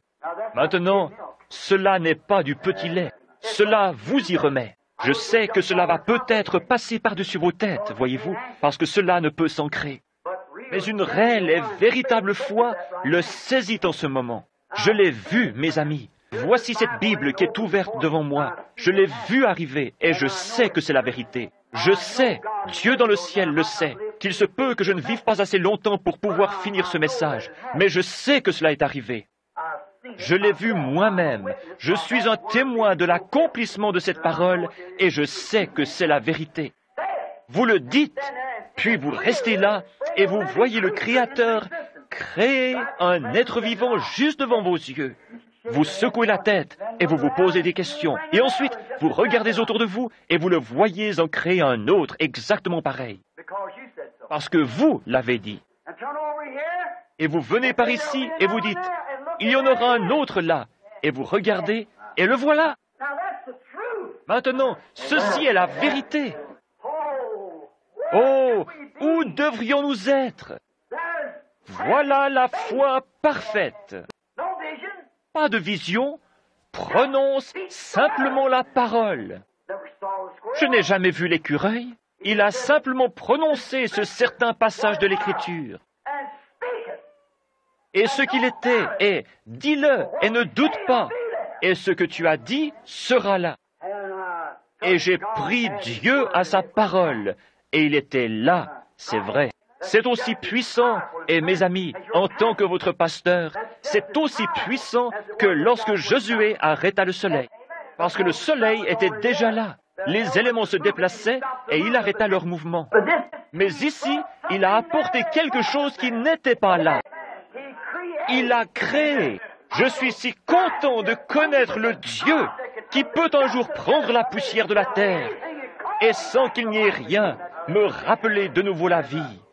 Après que j'ai été enterré dans la tombe. Oh là là, c'est cela. Ma foi regarde en haut vers toi, toi agneau du calvaire. Si vous le dites, et si vous ne doutez pas, mais croyez que ce que vous dites arrive, vous le verrez s'accomplir. Voyez-vous, croyez que cela arrivera. David, dans les psaumes, parla de lui. Et avec cette foi, il prit sa puissance et s'occupa des autres. Il ne la garda pas seulement pour lui-même, mais avec elle, il s'occupa des autres. Il fit aussi l'impossible pour sauver les autres, et il peut faire la même chose maintenant. Il a promis la même foi aux croyants dans sa parole. Et Jean, comme il l'a dit dans Jean 14, 12, Marc 16, et aussi dans Marc 11, 23, que nous venons de lire. Maintenant, regardez. Il nous est apparu sous la même forme que dans l'Ancien Testament et que dans le Nouveau Testament. Et il a fait connaître le même Christ par la même parole. Et je vous déclare que Christ est le Saint-Esprit. Le mot Christ signifie le oint. Une personne qui est ointe, c'est cela le Christ, le oint. Combien savent que c'est vrai? C'est l'inter. Le oint, il est dit qu'il y aurait un homme qui serait oint. Oint de quoi? La Bible dit dans Acte 2 que Jésus de Nazareth, cet homme à qui Dieu rendit témoignage et qui l'oignit du Saint-Esprit, s'en alla et fit de grandes œuvres, voyez-vous. Et Dieu manifesta et prouva qu'il était dans cet homme. Et maintenant, nous devenons, en étant oints par ce même esprit, des messiais oints, des messies des derniers jours, pour illuminer la résurrection de Jésus-Christ et montrer qu'il n'est pas mort, mais qu'il est dans son peuple, sous la forme du Saint-Esprit, et qu'il agit au milieu de son épouse. Il est épris d'elle, et il se déverse en elle. Ils deviennent un pour le souper des noces. Et les mêmes signes promis par le même Dieu, dans la même parole, produisent les mêmes manifestations que lui. Il ne nous reste plus rien d'autre à faire que de croire cela. Et croire cela est la substance. Et cela crée une foi parfaite. Pensez combien nous sommes engourdis. Pensez à cela une minute. Voyons maintenant, a-t-il bien fait toute chose? Nous a-t-il déjà dit quelque chose qui ne soit pas arrivé exactement tel qu'il l'avait annoncé? N'a-t-il pas accompli et fait exactement ce qu'il avait promis de faire? Et la grande colonne de feu n'a-t-elle pas été parmi nous? Ne l'avons-nous pas vue? La science ne l'a-t-elle pas photographiée après qu'il eût été prédit ce qui arriverait? Allons là-bas, et même les journaux et les revues en ont parlé et ont montré cela, alors que ces choses avaient été annoncées des mois avant qu'elles n'arrivent. N'a-t-il pas opéré exactement de la même façon que dans l'Ancien et dans le Nouveau Testament? Et c'est exactement le même Saint-Esprit vient et discerne, et la parole de Dieu est vivante et plus pénétrante qu'une épée à deux tranchants. Elle discerne les pensées et les intentions du cœur. N'est-ce pas vrai? Cela n'est-il pas le même Dieu? Et ce même Dieu n'est pas un étranger se trouvant dans un autre endroit. Il est ici. Il est ici et il fait ceci pour créer une foi parfaite. Je le sens. Je sais qu'il est ici maintenant. Je sais que son esprit est ici. Je sais qu'il sait toutes choses. Amen. Et je sais qu'il veut faire quelque chose. Il est en train de faire quelque chose afin de créer cette perfection dans la foi.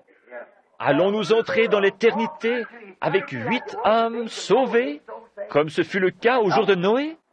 Allons-nous être 3 comme Lot lorsqu'il sortit de Sodome?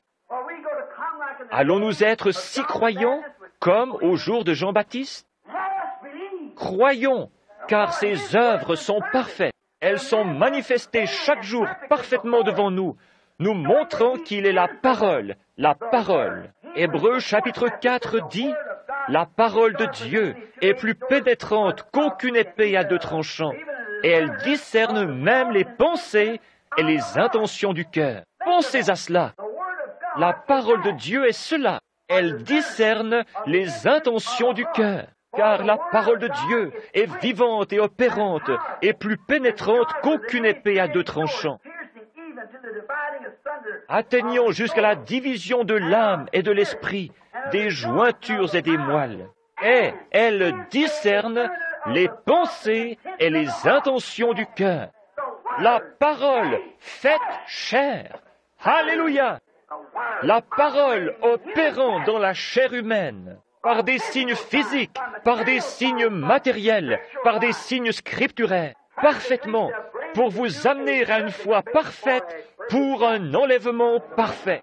Pourquoi ne pouvons-nous pas le regarder? Ce n'est pas un mystique. Le diable a mis toutes les choses du monde devant vous pour essayer de vous faire, pour vous empêcher de croire cela. Il interviendra dans une réunion et il essaiera de jeter tout ce qu'il peut devant vous. Débarrassez-vous-en. La Bible dit, levez-vous et secouez-vous. Pincez-vous. Son esprit est ici. Il vous connaît. Vous avez une chose à faire, c'est de croire cela, d'accepter cela. Il vous connaît. Le croyez-vous? Il sait ce qu'il y a en vous.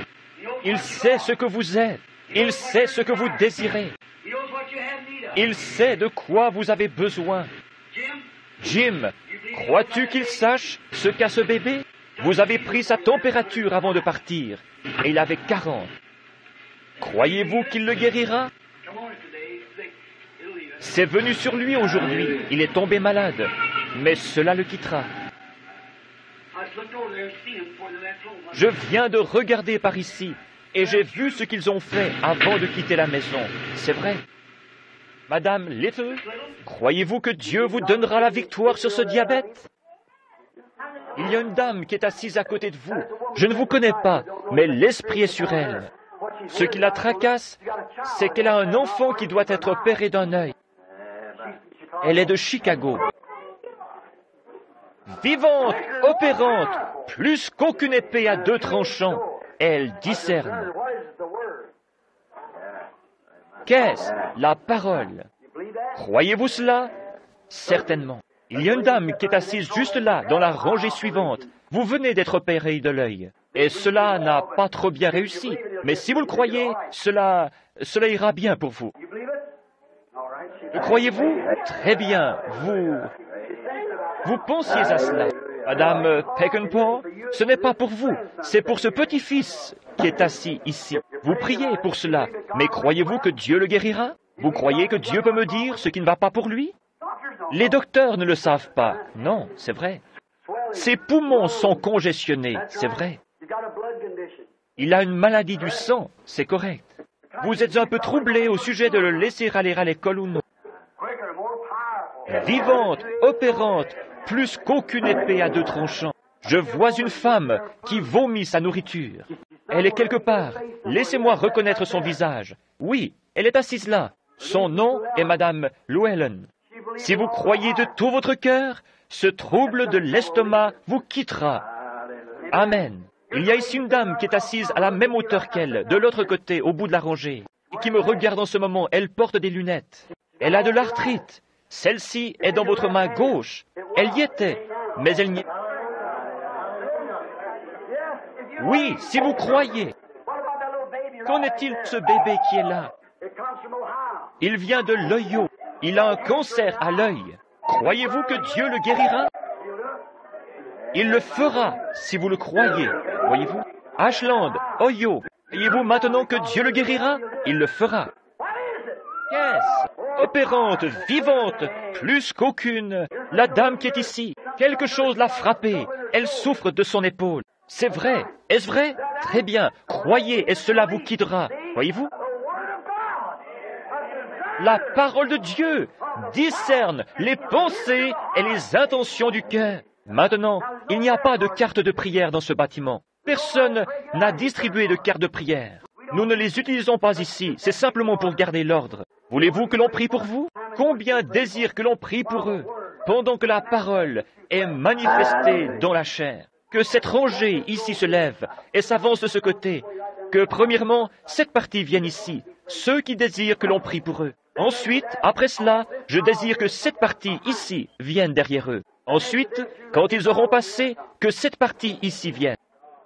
Vivante, pénétrante, plus une épée à 2 tranchants, pourrait-elle faire cela? Non, monsieur, mais la parole de Dieu peut le faire. Pourquoi? Parce que c'est la parole de Dieu. Maintenant, le croyez-vous? Le grand médecin. Où est cette sœur qui vient du Tennessee? Sœur Anne Green, Downing. Le grand médecin est proche maintenant. Je n'oublierai jamais ce qui arriva à Fort Wayne ce soir-là, lorsque cette jeune fille Amish ou qui était assise là joua le grand médecin est proche maintenant. Quand elle entendit que ce petit garçon était guéri, elle fit un saut. Le Saint-Esprit tomba sur elle. Sa jolie chevelure glissa sur ses épaules, et le piano ne manqua pas une note. Le grand médecin est proche maintenant, le compatissant Jésus. Une puissance surnaturelle faisait bouger les touches du piano, et cela jouait. Le grand médecin est proche maintenant.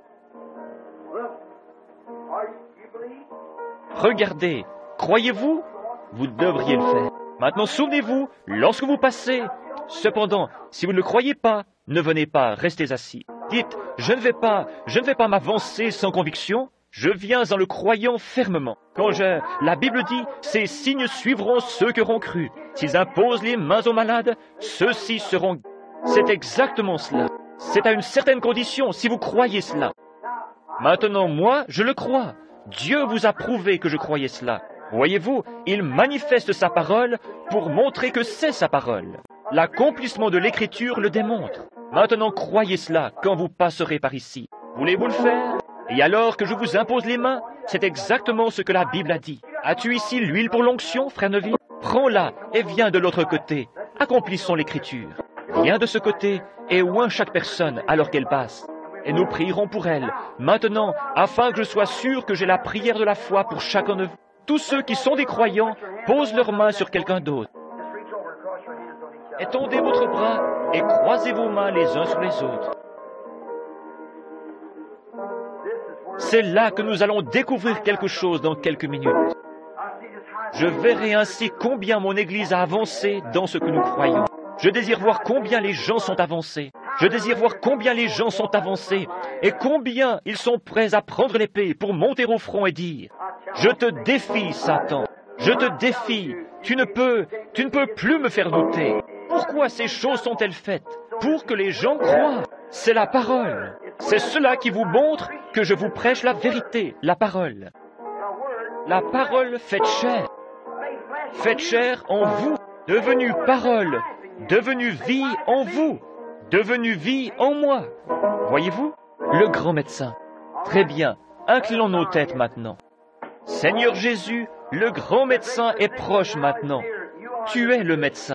J'ai prêché ta parole, et ta parole a déclaré que tu étais ici, et que tu es le même hier, aujourd'hui et éternellement, et que tu ne peux faillir. Tu ne nous as jamais fait défaut, Seigneur. Et maintenant, puissent les bénédictions de Dieu reposer sur chacun de ceux qui ont leurs mains sur quelqu'un d'autre. Et alors que nous venons, ce sont des croyants, et que nous les oignons d'huile, le pasteur et moi, et que nous les faisons passer par cette ligne. Puissent-ils tous passer par ici avec la foi pour croire cela, et savoir que le Dieu du ciel lui-même est présent. Puisse chacun se secouer, puisse-t-il le faire, 7 fois au moins, Seigneur. Fais que cela pénètre, Seigneur, une fois. Ouvre leurs yeux, Seigneur, afin qu'ils puissent voir ce qui se passe, et afin qu'ils ne soient pas comme des aveugles qui chancellent, et qu'ils voient la réalité de la présence d'un Jésus-Christ ressuscité. Accorde-le, Seigneur, par le nom de Jésus. Amen. Je vous recommande, au nom de Jésus-Christ, de ne pas venir dans cette ligne de prière, à moins que vous ne sentiez que vous avez cette foi parfaite, parce que vous ne feriez que prendre la place de quelqu'un d'autre. Ne faites pas cela. Pendant tout le temps que je vous ai prêché, vous ai-je déjà dit quelque chose qui ne soit pas arrivé? Exactement. Le Seigneur a fait cela. Il ne l'a pas fait pour moi, car je crois. Il l'a fait pour vous, afin que vous puissiez croire que ce que je vous dis est la vérité. Maintenant, croyez-le. Ça ira bien. Et vous guérirez. En venant ici, déposez votre incrédulité dans cette poche spirituelle là en bas. Vous ne la verrez pas, mais elle sera là. Quand cette huile vous touchera, déposez votre incrédulité à cet endroit. Déposez-la et partez avec cette foi parfaite que vous êtes guéri. Voulez-vous le faire? Alors que le Seigneur vous bénisse. Très bien, je vais demander à quelqu'un qui peut diriger les chants de... Où est ce grand prédicateur, frère? Quel est son nom? Capps, frère Capps. Est-il dans la ligne? Que dites-vous? Venez ici, frère Capps, et mettez-vous là, et chantez avec l'assemblée, pendant que nous prions tous. Le grand médecin est proche maintenant. Que chacun de vous chante avec son cœur. Ne chantez pas comme cela en disant « Je vais chanter, grand médecin est proche, maintenant, le compatissant Jésus, il réconforte le cœur abattu, le compatissant Jésus. Oh, oh, oh là là. Soyez sur vos gardes, soyez prêts à agir, soyez vigilants. Oui, le grand médecin est ici maintenant, le compatissant Jésus. Il prouve qu'il est ici. Je crois en lui. Amen. Très bien, que ceux qui ont la foi s'avancent.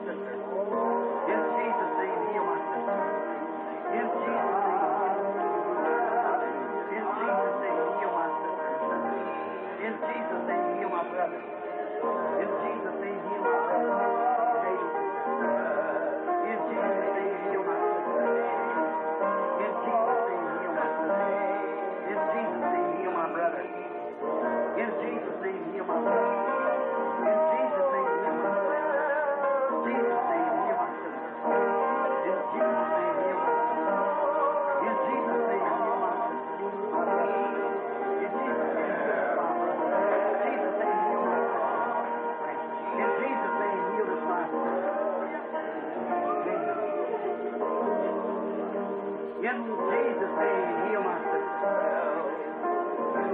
In Jesus' name, heal my brother. In Jesus' name, heal his child. God, grant it. In Jesus' name, heal my brother. In Jesus' name, heal my sister. In Jesus' name, heal my brother. In Jesus' name, heal his Lord. In Jesus' name, heal my brother. In Jesus' name, heal my sister. In Jesus' name, heal my sister. In Jesus' name, heal this little girl. In the name of Jesus, heal this my sister. In Jesus' name, heal my sister. Jesus' name, heal my brother. Jesus' name, heal my sister. Jesus' name, heal my brother. Jesus' name, heal my brother. Jesus' name, heal my brother. Jesus' name, heal my sister. Jesus' name, heal my brother. Jesus' name, heal my sister. Jesus' name, heal my brother. Jesus' name, heal this my brother.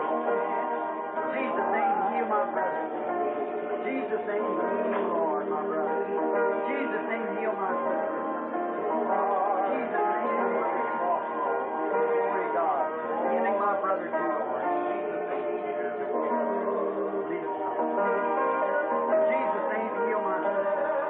Jesus' name, heal my brother. Jesus' name, heal my brother. Jesus' name, heal my brother. Jesus' name, heal my sister. Jesus' name, heal my sister. Jesus' name, heal his child. Jesus' name, heal his sister. Jesus' name, heal his sister. In the name of Jesus Christ, heal his sister. Jesus' name, heal Sister Street. In Jesus' name, heal our sister. In the name of Jesus, Lord, heal our sister. In Jesus' name, heal my brother. Make him well. In the name of Jesus Christ, heal my sister. In Jesus' name, heal my brother. In Jesus' name, heal my brother. In Jesus' name, heal my brother. Jesus' name, heal my sister. Jesus' name, heal this my sister. In Jesus' name, heal this little girl. In Jesus' name, heal my sister. Jesus' name, heal my brother. Jesus' name, heal my sister. Jesus' name, heal my sister. Jesus' name, heal the child. Heal the child, Lord. In Jesus' name, heal the little boy. In Jesus' name, heal my sister, Lord. In Jesus' name, heal my sister, Lord. In Jesus' name, heal my sister. In Jesus' name, heal my brother. In the name of Jesus Christ, heal my sister. In Jesus' name, deposit your unbelief now. In Jesus' name, heal my brother. In Jesus' name, heal my brother. Drop your unbelief in the box now. Take perfect faith. In Jesus' name. May it be done. In Jesus' name, grant it, Lord. In Jesus' name, grant it, Lord. In Jesus' name, heal my sister. In Jesus' name, heal my sister. In Jesus' name, heal my sister. In Jesus' name, heal my sister.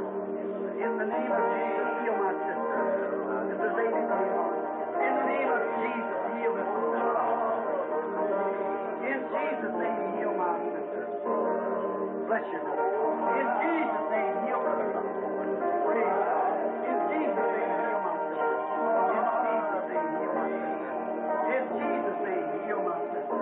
In Jesus' name, heal my sister. In Jesus' name, heal my brother. In Jesus' name, heal my sister. In Jesus' name, heal my sister. In Jesus' name, heal my sister. I remember my body's never been a faith, and I know how to do it just for a purpose. In Jesus' name, heal this little girl. In Jesus' name, heal this sister. God, I lay hands upon the baby, so shall it be healed. In Jesus' name. Amen. In Jesus' name, heal my sister. In Jesus' name, heal my brother. In Jesus' name, heal this my brother. The little girl. In the name of Jesus Christ, heal them, Lord, for your glory. In Jesus' name, heal our sister. In Jesus' name, heal our sister. In Jesus' name, heal my brother. In Jesus' name, heal my sister. In Jesus' name, heal my brother. In Jesus' name, heal my sister. In Jesus' name, heal my sister. Jesus, heal my little brother. In Jesus' name, heal my sister. In Jesus' name, heal my sister. In the name of Jesus Christ, I ask for her healing. In Jesus' name, heal my sister, Lord.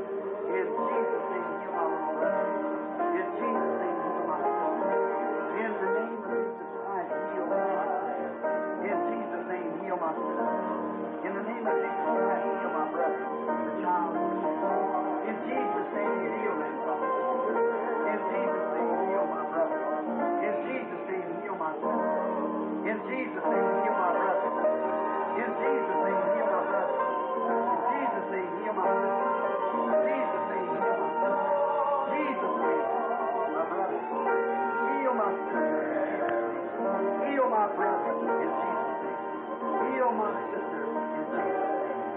my sister. Jesus' name. Heal my sister. Heal my sister. Heal my sister's request, Lord, for her now. In Jesus' name, heal my sister. In Jesus' name, heal our brother. In Jesus' name, heal our brother. In the name of Jesus Christ, heal our sister. In Jesus' name, grant his request. In Jesus' name, heal my brother. Praise God. Deposit your unbelief. Come believing now. God will grant it. I'm believing it. And God will grant it. I believe it. I'm using all the faith I know how. They shall lay hands on the sick. They shall recover. In Jesus' name, heal my brother. In the name of Jesus Christ, heal my sister. Now on this side, Brother Neville. Brother down. A trophy of God's grace. This is man's supposed to die that we can do so. In the name of Jesus Christ, God, you must love him, Father, for you've done great things for him. I lay my hands upon him in the name of Jesus Christ. Amen. Praise God. Lord God, upon his precious wife, I lay my hands on the name of Jesus Christ for her healing. Amen. Tous ont-ils passé? Now, Maintenant, inclinons nos têtes. The great peace of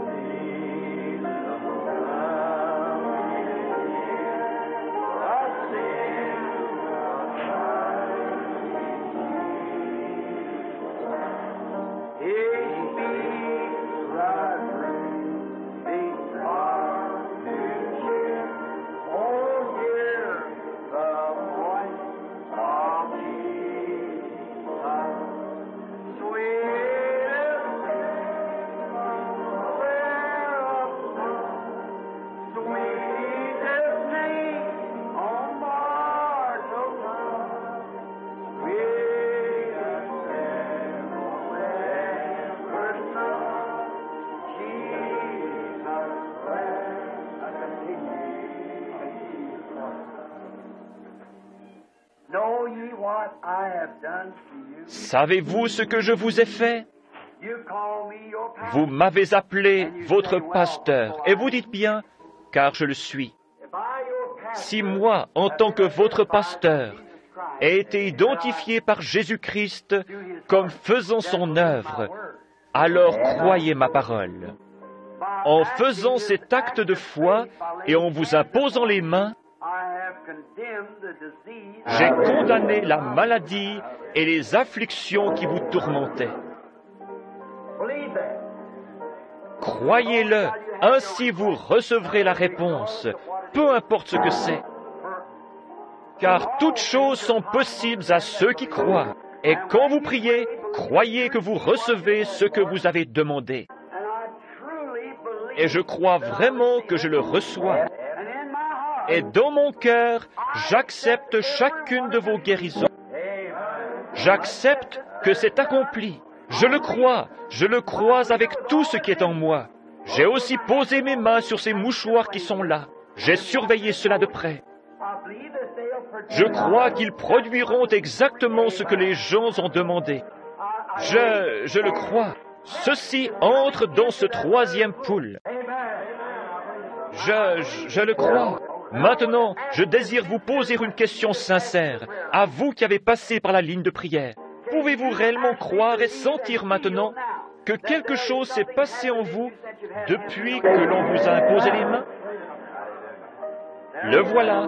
C'est ceci que nous attendions. Cela commence juste à s'épanouir maintenant. Voyez-vous, cela vient de commencer avec « J'ai fait ceci dans un but précis. J'ai fait ceci dans un but précis. Je suis en train de préparer quelque chose. » Vous voyez, en prenant cette charge de foi et en retournant pour commencer et entrer, afin d'élever en quelque sorte la foi dans un cadre que vous n'avez jamais remarqué auparavant.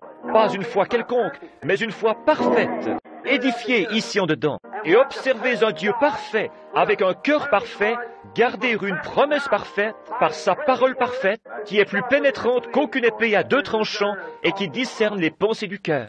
Nous arrivons maintenant à la perfection parce que les gens doivent arriver à ceci afin que l'enlèvement ait lieu.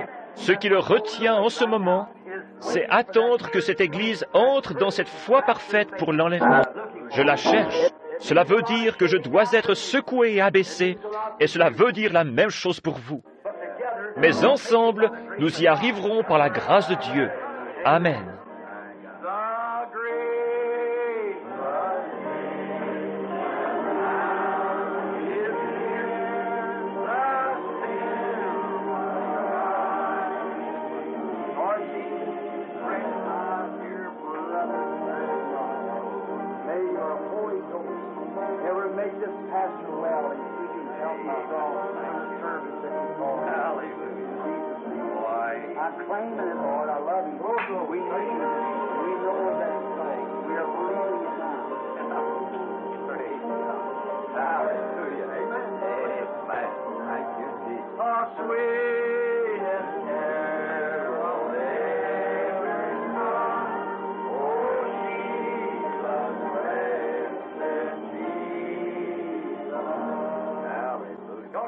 Ne l'aimez-vous pas?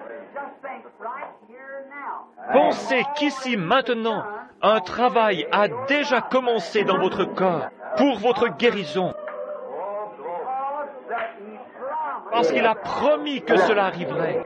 Et maintenant, avez-vous saisi ce que j'ai dit ce soir? En avez-vous trouvé la clé? Si vous dites à cette montagne, voyez-vous, ne doutez pas, mais croyez que ce que vous avez dit. Maintenant, regardez, en moins de 5 minutes, chaque main s'est levée, montrant ainsi qu'une œuvre avait commencé en eux présentement. Oh là là, le voilà, c'est cela. Qu'est-ce? La présence du grand médecin. Oh, levons nos mains vers Dieu et chantons-le de nouveau.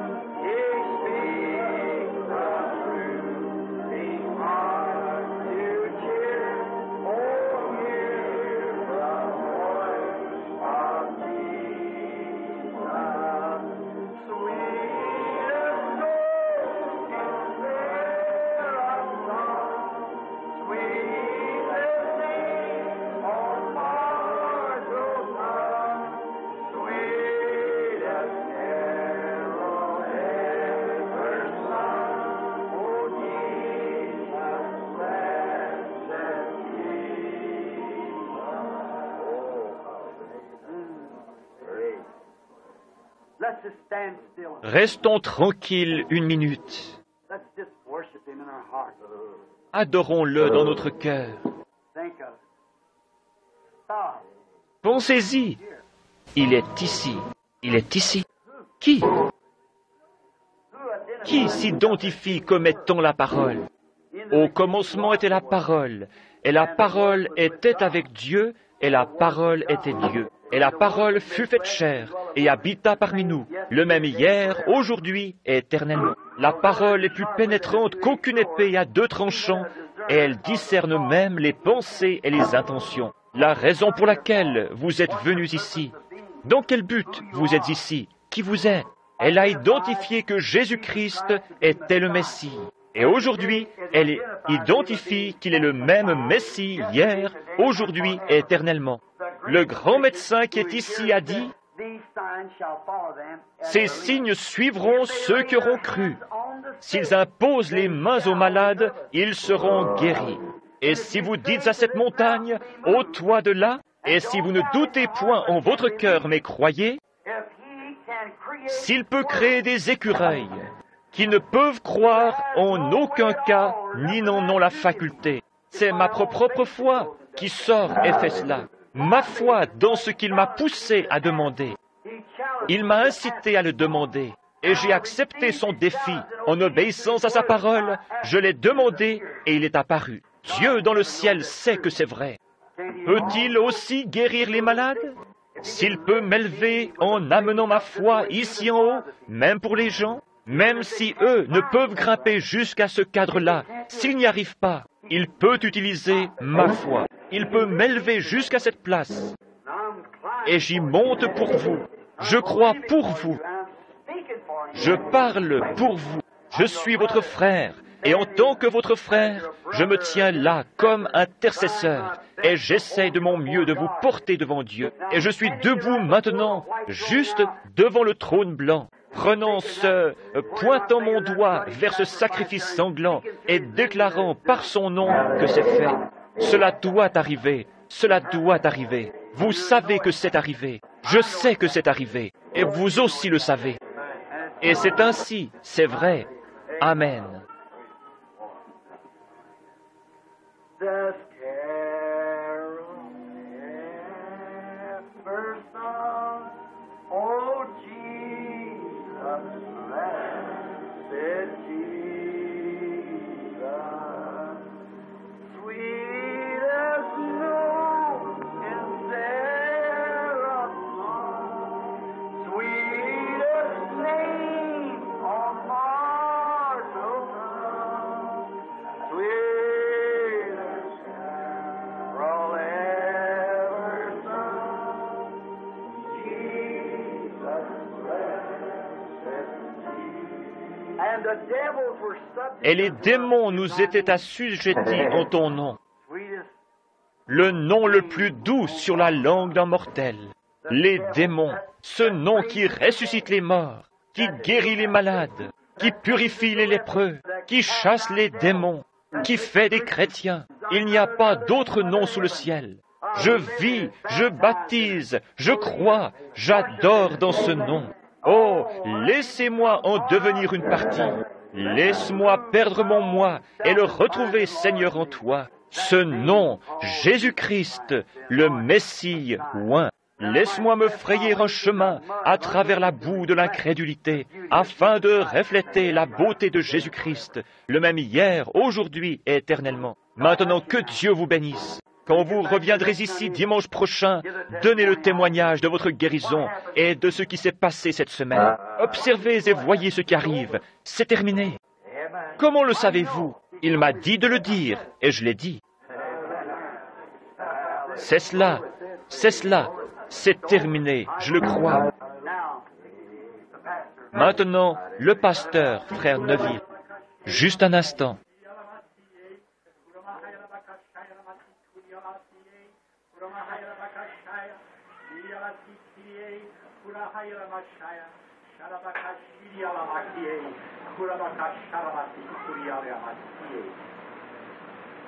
Is not my word real in the hearts of those to whom I will reveal it, saith the Lord thy God? Yea, and is not my word sharp, even as I have spoken this night, yea, sharp as a two-edged sword? Yea, I say unto thee, my arm is not sharpened that I cannot heal, and yea, my ear is not dull that I cannot hear thy prayer, saith the Lord thy God. Yea, look ye unto me, and know that that shall be performed which I have promised unto thee, saith the Lord thy God. Yea, know ye, that the truth was spoken unto thee this night. Yea, and the miracles that I have promised thee, are already taking place. Yea, they are coming to pass, saith the Lord thy God. Know ye, and let this word be confirmed in thy heart, that I have dealt with thee and shall deal with thee, saith the Lord. Béni soit le nom du Seigneur. Levons nos mains et adorons-le une minute.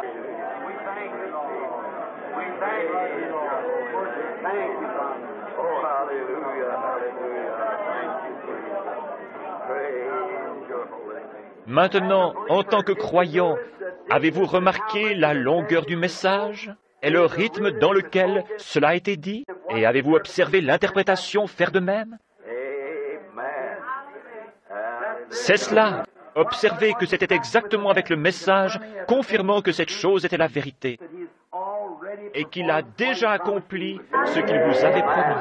Observez la manière dont cela a été apporté et observez la manière dont ce fut interprété. Observez pendant combien de temps il a parlé et observez combien de paroles il a dites. Cela correspond exactement. Que le Seigneur vous bénisse jusqu'à ce que je vous revoie.